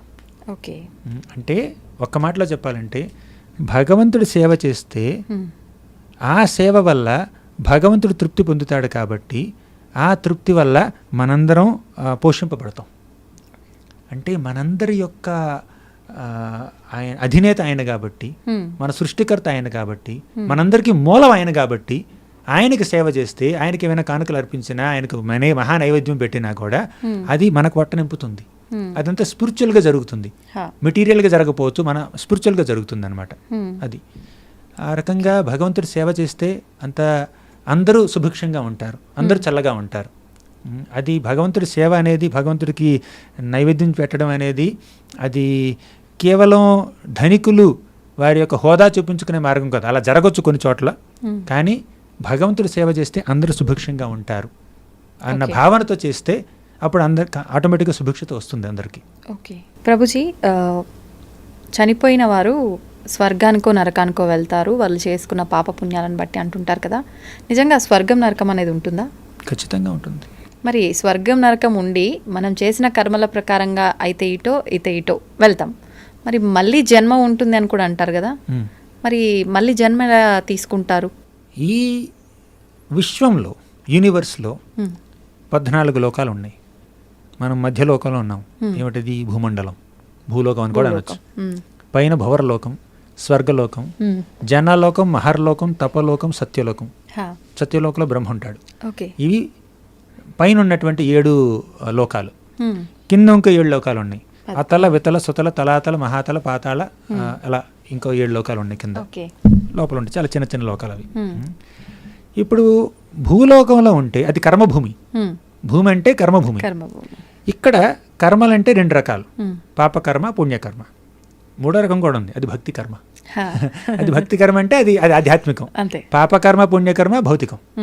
పాపకర్మలు చేస్తే పాతాళ లోకానికో నరకలోకానికి వెళ్ళాలి, పుణ్యకర్మలు చేస్తే పైకి వెళ్ళాలి స్వర్గలోకానికి. స్వర్గం పైన, నరకం కింద. ఇప్పుడు పుణ్యకర్మలు చేసి ఎవరైతే స్వర్గలోకంలోకి వెళ్తారో వాళ్ళు ఎల్లకాలం స్వర్గంలో ఉండలేరు. క్షీణే పుణ్యే మర్త్యలోకం విశంతి. ఎప్పుడైతే ఆ పుణ్యం క్షీణిస్తుందో మళ్ళీ మర్త్యలోకానికి అంటే భూలోకానికి రావాల్సిందే. ఇది ఛార్జింగ్ లాగా అనమాట. ఎప్పుడైతే మీ ఫోన్కి బ్యాటరీ అయిపోతుందో, పొద్దున ఛార్జింగ్ పెట్టారు, వాడారు రోజంతా, సాయంత్రానికి బ్యాటరీ డ్రైన్ అయిపోయింది, మళ్ళీ ఛార్జింగ్ చేయాలి. అదేవిధంగా మీరు బ్యాటరీ ఛార్జింగ్ అంటే పుణ్యకర్మలు చేస్తున్నారు, స్వర్గానికి వెళ్ళే అర్హతని సంపాదించారు, ఆ పుణ్యకర్మ ఫలితం, పుణ్యఫలం ఉన్నంత వరకు స్వర్గంలో ఆనందిస్తారు, అయిపోగానే కిందకు వస్తారు. అది సరే. పాపకర్మ చేశారనుకోండి, మళ్ళీ నరకానికి వెళ్ళాలి, అక్కడే కుంభీభాగంలోనో లేకపోతే ఇంకేదో.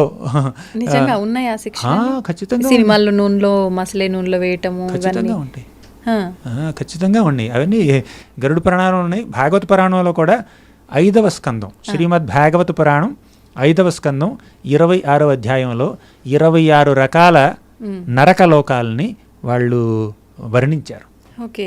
అది వ్యాస భగవానుడు వర్ణించాడు. నరకం ఉంది, చేసినటువంటి పాపానికి అనుగుణంగా నరకంలో ఖచ్చితంగా శిక్ష అనుభవించవలసిందే. తర్వాత మళ్ళీ భూలోకంలో జన్మించాలి. ఇక్కడ శిక్ష అయిపోయింది, మళ్ళీ ఇక్కడికి రావాలి, కర్మ చేయాల్సిందే ఇక్కడ. కానీ ఈ జనన మరణ చక్రాల నుంచి ఈ ఈ పై లోకాలకి వెళ్ళడం, కింద లోకాలకి రావడం, ఈ పూర్తిగా ఈ బ్రహ్మాండ భ్రమణం నుంచి బయటపడాలి అంటే మనం భక్తి కర్మల్ని ఆచరించి భగవంతుని చేరుకోవాలి. అందుకే కృష్ణుడు అంటాడు భగవద్గీత 11వ అధ్యాయం 55వ శ్లోకంలో, మత్కర్మ కృన్మత్పరమో మద్భక్తః సంగవర్జితః నిర్వైరః సర్వభూతేషు యః సమామేతి పాండవ. మత్కర్మ కృన్, నా కర్మల్ని చెయ్యి, భక్తి కర్మల్ని చెయ్యి. భక్తి కర్మ అంటే ఏమిటి? భగవంతుడికి పూజ చేయడం, భగవంతుడిని తలుచుకోవడం, ఆయన గురించి వినడం, ఇవన్నీ భక్తి కర్మలు. మత్కర్మ కృన్ మత్పరమో, నన్నే నీ యొక్క పరమ దైవంగా భావించు. మత్కర్మ కృన్ మత్పరమో మద్భక్తః సంగవర్జితః, నా భక్తుడివిక సంగవర్జితః, ఈ ప్రపంచం పట్ల నీకున్నటువంటి ఆ వ్యామోహాన్ని విడిచిపెట్టు. నిర్వైరః సర్వభూతేషు, ఎవరిని ద్వేషించొద్దు, ఎవరిని నీ వైరిగా, నీ యొక్క శత్రువుగా నువ్వు పరిగణించొద్దు. యః సమామేతి పాండవ, అలా చేస్తే ఈ 5 నువ్వు పాటిస్తే నా దగ్గరికి వస్తావు. మత్కర్మకృన్ మత్పరమో మద్భక్తః సంగవర్జితః నిర్వైరః సర్వభూతేషు యః సమామేతి పాండవ. ఈ 5 చేస్తే మనం స్వర్గానికి వెళ్ళాల్సిన అవసరం లేదు, నరకానికి వెళ్ళవలసినటువంటి అవసరం లేదు. అంటే మనం స్వర్గలోకానికి వెళ్తే అది అల్టిమేట్ డెస్టినేషన్ కాదు. అక్కడ కొంతకాలం ఉండి మళ్ళీ కిందకు వచ్చేస్తాం. అంటే అది కంప్లీట్ అయ్యే వరకు మీ యొక్క పుణ్య ఫలితం ఎంత ఉంటే అంత. ప్రభుజీ, ఇప్పుడు ఇది నేను అడగడం కరెక్టో కాదో తెలియదు, అసలు క్వశ్చన్ కరెక్ట్ అడుగుతున్నానో లేదో కూడా తెలియదు, కానీ అడగాలనిపిస్తుంది. ఇప్పుడు మనం ఈ జన్మలో అనుభవించేదంతా కూడా అంతకు ముందు జన్మలో చేసిన కర్మలను బట్టి అనుభవిస్తున్నాం అనుకున్నాం. మళ్ళీ స్వర్గానికి వెళ్ళినాము, నరకానికి వెళ్ళినాము, ఏదో ఒక రెండిట్లో ఒక దాంట్లోకి వెళ్ళాం. దీన్ని బట్టి అక్కడ అనుభవించేసి వస్తున్నాం కదా, మళ్ళీ ఇక్కడ వచ్చి అనుభవించడం ఏంటి? అక్కడ కంప్లీట్ అయిపోయింది కదా. ఇప్పుడు పుణ్యం చేశారు, పైకి వెళ్ళారు, పైకంటే స్వర్గానికి వెళ్ళారు, పాపం మిగిలిపోయిందా? చెప్తాను. సరే, మీరు అదే అడిగారు, అది కూడా చెప్తాను. కొంత పుణ్యం చేశారు, కొంత పాపం చేశారు. ఓకే. కొంత పాపానికి నరకంలో కష్టం అనుభవిస్తారు, కొంత పుణ్యానికి స్వర్గంలో సుఖం అనుభవిస్తారు. ఓకేనా? 2 ఎగ్జాస్ట్ అయిపోయిన తర్వాత మళ్ళీ 0కి వస్తారు మీరు. అవును. 0కి వచ్చిన తర్వాత మళ్ళీ కొత్తగా స్టార్ట్ చేయాలి కదా, మళ్ళీ కొత్తగా ఉంటుంది. భక్తి కర్మ చేస్తే డైరెక్ట్ వైకుంఠం. భౌతిక జగత్తుని విడిచిపెట్టి ఆధ్యాత్మిక జగత్తులోకి వెళ్తారు. మెటీరియల్ వరల్డ్ని విడిచిపెట్టి స్పిరిచువల్ వరల్డ్కి వెళ్తారు. అక్కడికి వెళ్తే మళ్ళీ పుట్టుక లేదు, మళ్ళీ చావు లేదు, ఏంటది జన్మ మృత్యు జరా వ్యాధి లేదు అక్కడ. అలా లేకుండా ఈ భౌతిక జగత్తులో ఉన్నంత వరకు పైకో కిందకు వెళ్ళాల్సిందే. అంతే, అక్కడక్కడే తిరుగుతూ ఉంటాం మనం. సరే, పాపం అనుభవించేశారు, పాప ఫలితం అనుభవించేశారు, 0కి వచ్చారు, మళ్ళీ ఏమైనా పాజిటివ్ ఉండాలి కదా. మీరు ఇప్పుడు దాకా ఏం చేస్తున్నారు? మైనస్ నుంచి 0లో ట్రావెల్ చేస్తున్నారు, ప్లస్లోకి ఎప్పుడు వెళ్తారు? ప్లస్ అంటే భక్తి. అంటే మళ్ళీ ఒక అవకాశం ఇస్తున్నాడు భగవంతుడు. ఒక అవకాశం కాదు, 100 అవకాశాలు ఇస్తాడు. ఎందుకు ఇన్నిసార్లు సృష్టి జరుగుతుంది? బ్రహ్మదేవుడి యొక్క ప్రతిరోజు సృష్టితో ప్రారంభం అవుతుంది. బ్రహ్మదేవుడి ఒక రోజులో 1000 చతుర్యుగాలు ఉంటాయి. చతుర్యుగం అంటే తెలుసా? 4 యుగాలు తెలుసు కదా, ఏమిటవి? సత్యయుగం, త్రేతాయుగం, ద్వాపరయుగం, కలియుగం. ఈ 4 కలిపితే చతుర్యుగం అంటారు. దీన్ని దివ్యయుగం అని కూడా అంటారు. ఇలా 1000 యుగాలు, 1000 దివ్యయుగాలు కలిపితే బ్రహ్మదేవుడు ఒక రోజు. అలా బ్రహ్మదేవుడి యొక్క 30 రోజులు ఒక నెల, 360 రోజులు ఒక సంవత్సరం. అలా బ్రహ్మదేవుడు ఒక 100 సంవత్సరాలు బ్రతుకుతాడు. ఆ 100 సంవత్సరాలు అయిపోయిన తర్వాత ఈ జగత్తు మొత్తం పూర్తిగా ప్రళయం వచ్చి జగత్తంతా ధ్వంసం అయిపోతుంది. అది బ్రహ్మదేవుడి యొక్క జీవితకాలం పూర్తయిన తర్వాత. కానీ బ్రహ్మదేవుడు ఒకరోజు పూర్తయిన తర్వాత కూడా, అంటే 100 చతుర్యుగాలు పూర్తయిన తర్వాత కూడా వాళ్ళకి చిన్న ప్రళయం ఉంటుంది. అది ఆ ప్రళయం అయిపోయిన తర్వాత మళ్ళీ స్టార్ట్ చేస్తాడు.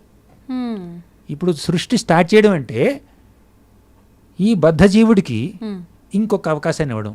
నాయనా, ఈ కర్మలను ఆపి నువ్వు ఈ పాపకర్మలు పుణ్యకర్మలు ఆపి భక్తి కర్మలు ప్రారంభించు, ఆధ్యాత్మిక కర్మలు చెయ్యి, ఆధ్యాత్మికంగా ప్రవర్తించు, నువ్వు శ్రవణ కీర్తనాల్లో నీ మనసు లగ్నం చెయ్యి, పాపపుణ్యాల్లో లగ్నం చేయొద్దు అని ఇంకొక అవకాశం ఇస్తున్నాడు. ఒకటి కాదు, 100 కొద్ది అవకాశాలు వస్తూ ఉంటాయి.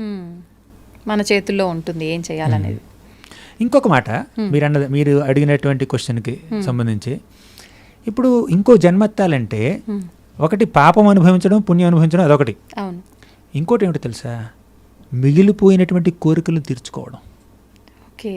చనిపోయే సమయానికి మనకి కోరికలన్నీ తీరిపోయి ఎటువంటి వాంఛ లేకుండా కేవలం భగవంతుణ్ణి సేవించాలి అన్నటువంటి కోరిక కాకుండా ఇంకా ఏ కోరిక ఉన్నా మళ్ళీ జన్మెత్తాలి.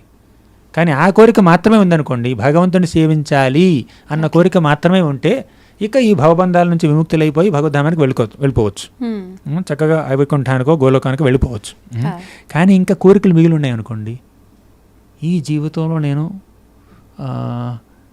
ఒక చిన్న గుడిసెలోనే ఉన్నాను, బంగ్లాలో ఎప్పుడు ఉండలేదు, సిటీ బస్సులోనే ప్రయాణం చేశాను, కారులో ఎప్పుడు ప్రయాణం చేయలేదు, కారులోనే ప్రయాణం చేశాను, విమానంలో ఎప్పుడు వెళ్ళలేదు అని కోరిక మిగిలిపోయింది అనుకోండి, ఆ కోరిక తీర్చుకోవడం కోసం మళ్ళీ ఇంకో జన్మెత్తాలి. ఓకే. అది అయితే కోరికలు తీరకుండా చనిపోయిన వాళ్ళు దయ్యాలుగా తిరుగుతుంటారు అని చెప్పంటారు కదా ప్రభుజీ, మరి అది నిజమేనా? చెప్తాను. Star conditions apply. నిజమే, కానీ దెర్ ఆర్ సమ్ కండిషన్స్.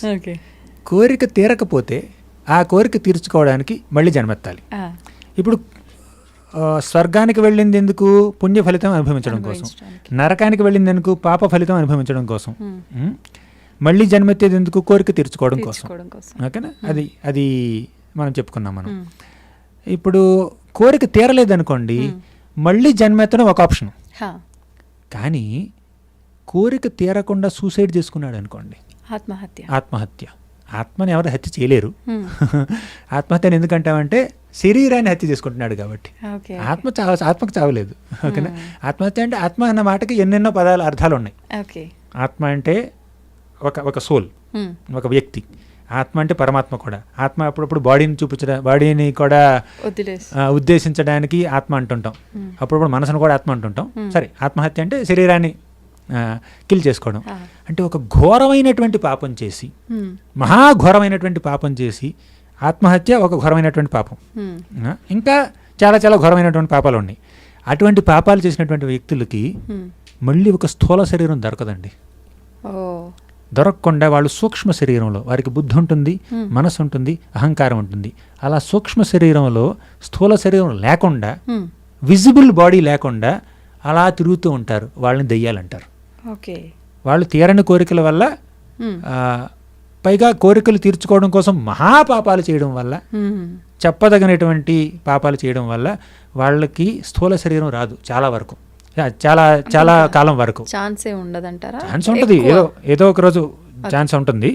వాళ్ళకి ఏమైనా మంచి జరిగితే, అంటే వాళ్ళకి ఏదో సుకృతి లభిస్తే, ఎవరో వాళ్ళకి మీద కరుణ చూపిస్తే ఏదో. కానీ ఒక 10 years వరకు వాళ్ళు చేసినటువంటి పాపం యొక్క సివియారిటీని బట్టి కొంత టైం పీరియడ్ వరకు వాళ్ళకి ఒక గ్రాస్ బాడీ, ఒక స్థూల శరీరం దొరకదు. వాళ్ళు సూక్ష్మ శరీరంలో తిరుగుతూ ఉంటారు. వాళ్ళని స్పిరిట్స్ దెయ్యాలంటారు. అంతేనా? ఇప్పుడు ఆ దయ్యాలు మళ్ళీ ఇంకొక మనిషికి మీదికి వెళ్ళటము ఈ సినిమాల్లో చాలా రకాలుగా చూపిస్తుంటారు కదా, అవన్నీ జరుగుతాయా? సినిమాల సంగతి నాకు తెలియదు, కానీ ఆ దెయ్యాలు సాధారణ మనుషుల్ని ట్రబుల్ చేయడం అన్నమాట కొంతవరకు వాస్తవమే. ఓకే. అప్పుడప్పుడు జరుగుతూ ఉంటుంది. ఒకసారి ఒక దెయ్యం ఉందండి. ఆ దెయ్యం పేరు ఉత్కచుడు. హా. ఎవరు? పూర్వజన్మలో ఈ ఉత్కచుడు హిరణ్యాక్షుడి యొక్క కొడుకు. ఓకే. ఒకసారి వాడికి చాలా బలిష్టమైనటువంటి శరీరం ఉంది, హ్మ్. చాలా బలవంతుడు. ఒకసారి ఒక ఆశ్రమ ప్రాంతానికి వెళ్ళాడు. హ్మ్. అక్కడ ఎన్నెన్నో చెట్లు ఉన్నాయి. హ్మ్. తన బలం ఉంది, ఎక్కడ చూపించుకోవాలో తెలియదు, యుద్ధం చేయడానికి ఎవరు లేరు, యుద్ధ ఖండితం ఉంది. బలం ఎక్కడ చూపించాలో తెలియకుండా అక్కడ ఉన్నటువంటి చెట్లన్నీ కూల్చేయడం ప్రారంభించాడు. హా. అది ఆశ్రమ ప్రాంగణం. ఓకే. అక్కడ ఒక లోమశ ఋషి అనేటటువంటి ఒక ఋషి తపస్సు చేసుకుంటున్నాడు. ఆ లోమశ ఋషికి ఈ ఉత్కచుడు చేసేటటువంటి దురాగతాలను చూసి హ్మ్. కొంచెం బాధ కలిగింది. బాధ కాదు, కోపం వచ్చింది. నీకు ఇంత పెద్ద శరీరం ఉంది కదా అని నీకు గర్వం, హ్మ్. నీకు ఎంతో బలం ఉంది కదా, నీకు ఇన్ని కండలు ఉన్నాయి కదా అని చెప్పి నీకు ఎంత గర్వం. నువ్వు శరీరం లేకుండా, హ్మ్. ఇది విజిబుల్ ఈ విజిబుల్ ఆధారం గ్రాస్ బాడీ, స్థూల శరీరం లేకుండా జస్ట్ ఒక ఆత్మగా, ఒక సూక్ష్మ శరీరంలో ఒక దెయ్యం లాగా, ఒక ఘోస్ట్ లాగా తిరుగుదుగాక అని చెప్పించాడు. ఇప్పుడు ఈ ఉత్కచుడు హ్మ్. వాడిని శకటాసురుడు కూడా అని అంటారు, బండి రాక్షసుడు అంటారు. ఆహా. ఈ ఉత్కచుడు బృందావనానికి వచ్చాడు. ఆ.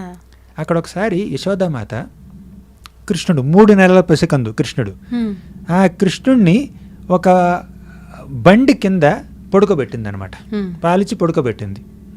అంటే ఇంట్లో బళ్ళు ఉంటాయి, ఆ.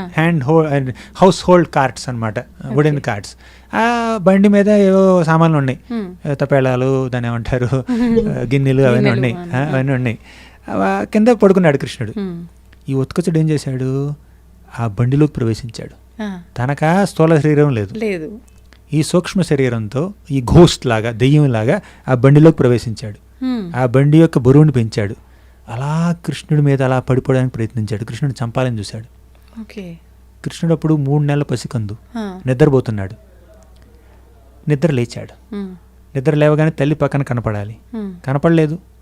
పక్కన తల్లి కనపడకపోతే ఈ పసికందులు ఏం చేస్తారు? ఏడుస్తారు. ఏడుస్తారు. ఏడుస్తున్నప్పుడు సహజంగా వాళ్ళు ఏం చేస్తారు? వాళ్ళ చేతుల్ని కాళ్ళని అలా నేళ్ళ, అదేంటిది, ఆకాశంలోకి అలా తన్నుతారు అనమాట. ఆ. ఆ. అలా కృష్ణుడు తన చేతుల్ని కాళ్ళని అలా ఆకాశంలోకి అలా తంతున్నట్టు హ్మ్. అలా విసిరాడు. కృష్ణుడు యొక్క 3 నెలల పసి పాదం ఆ బండి రాక్షసుడు ఆ బండికి అంటుకుంది, ఆ. తగిలింది. అప్పుడు ఆ బండి కూలిపోయింది. అందులో ఉన్నటువంటి బండి రాక్షసుడు, Hmm. శకటాసురుడు అంటారు. శకటం అంటే బండి, బండి. అసురుడు అంటే రాక్షసుడు. ఈ బండి రాక్షసుడు, ఆ ఉత్కచుడు అలా మరణించాడు. హ్మ్. మోక్షం వచ్చింది. ఓకే. ఓకే. కృష్ణుడి పాదస్పర్శతో మరణించాడు కాబట్టి మోక్షం వచ్చింది. అందుకే కృష్ణుడు సంహరించినా కూడా అది సంరక్షణే. హ్మ్. కృష్ణుడి యొక్క సంహరణ కూడా సంరక్షణే. ఓకే. ఓకే. సరే, అలా ఆ దెయ్యం దెయ్యం రూపం నుంచి, రూపమే లేదు అసలు అక్కడ, అవును. ఆ దెయ్యం యొక్క అస్తిత్వాన్ని, ఎగ్జిస్టెన్స్ నుంచి బయటపడ్డాడు అనమాట. హ్మ్. అది అంటే అది ఒక రకమైన శాపం, దాని నుంచి విముక్తి లభించింది. కరెక్ట్. ఓకే. ప్రభుజీ, మనిషి శక్తికి, సంపదకి, శౌర్యానికి, వివేకానికి ఇలా రకరకాలుగా ఉంటాయి చెప్పుకుంటే. వీటన్నింటికి మించిన శక్తి ఏదైనా ఉందా? అన్నిటినీ అతీతమైనది, వీటన్నిటికీ అతీతమైనది ఉంటే ఏంటి అది? శక్తి, సంపద, అనుభవం, విజ్ఞానం, వివేకం, వీటన్నింటికి, శౌర్యం, వీటన్నింటికి ఒక మొదలు, ఒక చివర ఉంటుందండి. ఓకే. శక్తి ఉంది. ఇప్పుడు ఆ శక్తి కనుక శారీరక శక్తి అనుకోండి, యుక్త వయసులో బలంగా ఉంటుంది, వృద్ధాప్యంలో శక్తి సన్నగిల్లిపోతుంది. సంపద ఉందనుకోండి, ఖర్చు పెడితే మాయమైపోతుంది, పూర్తిగా మాయమైపోతుంది. అలా భౌతిక పరంగా ఏదైనా కూడా, అది శక్తి కావచ్చు, సంపద కావచ్చు, ఇంకేదో విజ్ఞానం కావచ్చు, పేర్లు కావచ్చు, ప్రతిష్ట కావచ్చు, డిగ్రీలు కావచ్చు, ఇన్ఫ్లుయెన్స్ కావచ్చు, ఏదైనా భౌతిక పరంగా ఏదైనా దానికి ఒక బిగినింగ్ ఉంటుంది, దానికి ఒక ఎండింగ్ ఉంటుంది. ఓకే. కానీ శాశ్వతమైనది ఆత్మ, పరమాత్మ. ఓకే. ఇప్పుడు శరీరం శిథిలం కావచ్చు, శరీరం యొక్క శక్తి సన్నగిల్లొచ్చు, కానీ ఆత్మ ఎప్పుడు, ఆత్మకి చావు లేదు, పుట్టుక లేదు. కృష్ణుడు ఏమన్నాడంటే భగవద్గీతలో, భగవద్గీత 2వ అధ్యాయం, న జాయతే మ్రియతే వా కదాచిన్ నాయం భూత్వా భవితా వా న భూయః అజో నిత్యః శాశ్వతోయం పురాణో న హన్యతే హన్యమానే శరీరే. ఆత్మకి పుట్టుక లేదు, ఆత్మకి చావు లేదు. ఆత్మ సచ్చిదానంద స్వరూపం. సత్ అంటే శాశ్వతత్వం, ఓకే. చిత్ అంటే జ్ఞానం, నాలెడ్జ్. ఆనంద అంటే ఆనందం, తెలుగు మాటే. ఆత్మకి ఉన్నటువంటి లక్షణాలు ఇవే. కాకపోతే ఈ భౌతిక ప్రపంచంలో ఆత్మ శాశ్వతంగా ఉన్నా కూడా ఆ ఆత్మ యొక్క జ్ఞానం కప్పబడిపోతుంది. ఎలా? అంధకారంతో, అజ్ఞానంతో. ఓకే. ఇప్పుడు ఒక చిన్న ఉదాహరణ చెప్తాను, ఇది ఇంకా ఈజీగా అర్థమవుతుంది. ఒక ఉంగరం ఉందండి. ఆ ఉంగరం యొక్క ధర, బంగారు ఉంగరం, వజ్రాలు ఉండే దాంట్లో 50,000 అనుకుందాం. Okay. 50,000 rupees golden ring, diamond ring మురికి కాలువలో పడిపోయింది మీ చేతిలో నుంచి. తీస్తారా? తీరా? తీస్తాంగా. ఫేస్ మాస్క్ పడిపోయింది, తీస్తారా? హ్యాండ్ కర్చీఫ్ పడిపోయింది, తీస్తారా? మరి బంగారు ఉంగరం ఎందుకు తీస్తారు? ఇది విలువైనది కదా. ఇది విలువైనది. అంటే అది విలువైనది మాత్రమే కాదు, దాని విలువ తగ్గదు. విలువైనది అంటే ఇంతకుముందు దానికోసం మీరు అంత ఖర్చు పెట్టారు, అవును, అందుకని తీస్తారు. ఓకే, అదొక కారణం. కానీ తీసిన తర్వాత ఏమైనా ఉపయోగపడుతుంది? అది ఉపయోగపడుతుంది కాబట్టి తీస్తారు. ఇప్పుడు 50,000 పెట్టి కొన్నా కూడా అది కనుక మురికాలలో పడిపోయి అది పని చేయలేదు అనుకోండి, తీసిన దండగా. అవును, ఉపయోగం లేనప్పుడు వృధా. అంటే విలువ తగ్గదు, ఎప్పటికీ తగ్గదు. ఒక 10 ఏళ్ళైనా కూడా దానికి ఉన్న విలువ దానికి ఉంటుంది. 100 ఏళ్ళైనా దానికి ఉన్న విలువ దానికి ఉంటుంది. 100 ఏళ్ళు అయితే పెరగచ్చు కూడా. చాలా యాంటిక్ పీస్ అని, చాలా పురాతనమైనది అని చెప్పి మ్యూజియంలో పెడతారు, యూనిక్ అంటారు. విలువ కూడా పెరగచ్చు. అంతే. అదేవిధంగా ఆత్మ ఎంతో విలువైనది, విలువ ఎప్పుడు తగ్గదు. భగవదంశ కాబట్టి ఈ ఆత్మ ఈ భౌతిక దేహంలో ఉన్నా కూడా, ఈ మెటీరియల్ బాడీలో ఉన్నా కూడా, మెటీరియల్ బాడీ అంటే ఏమిటి చెప్పండి?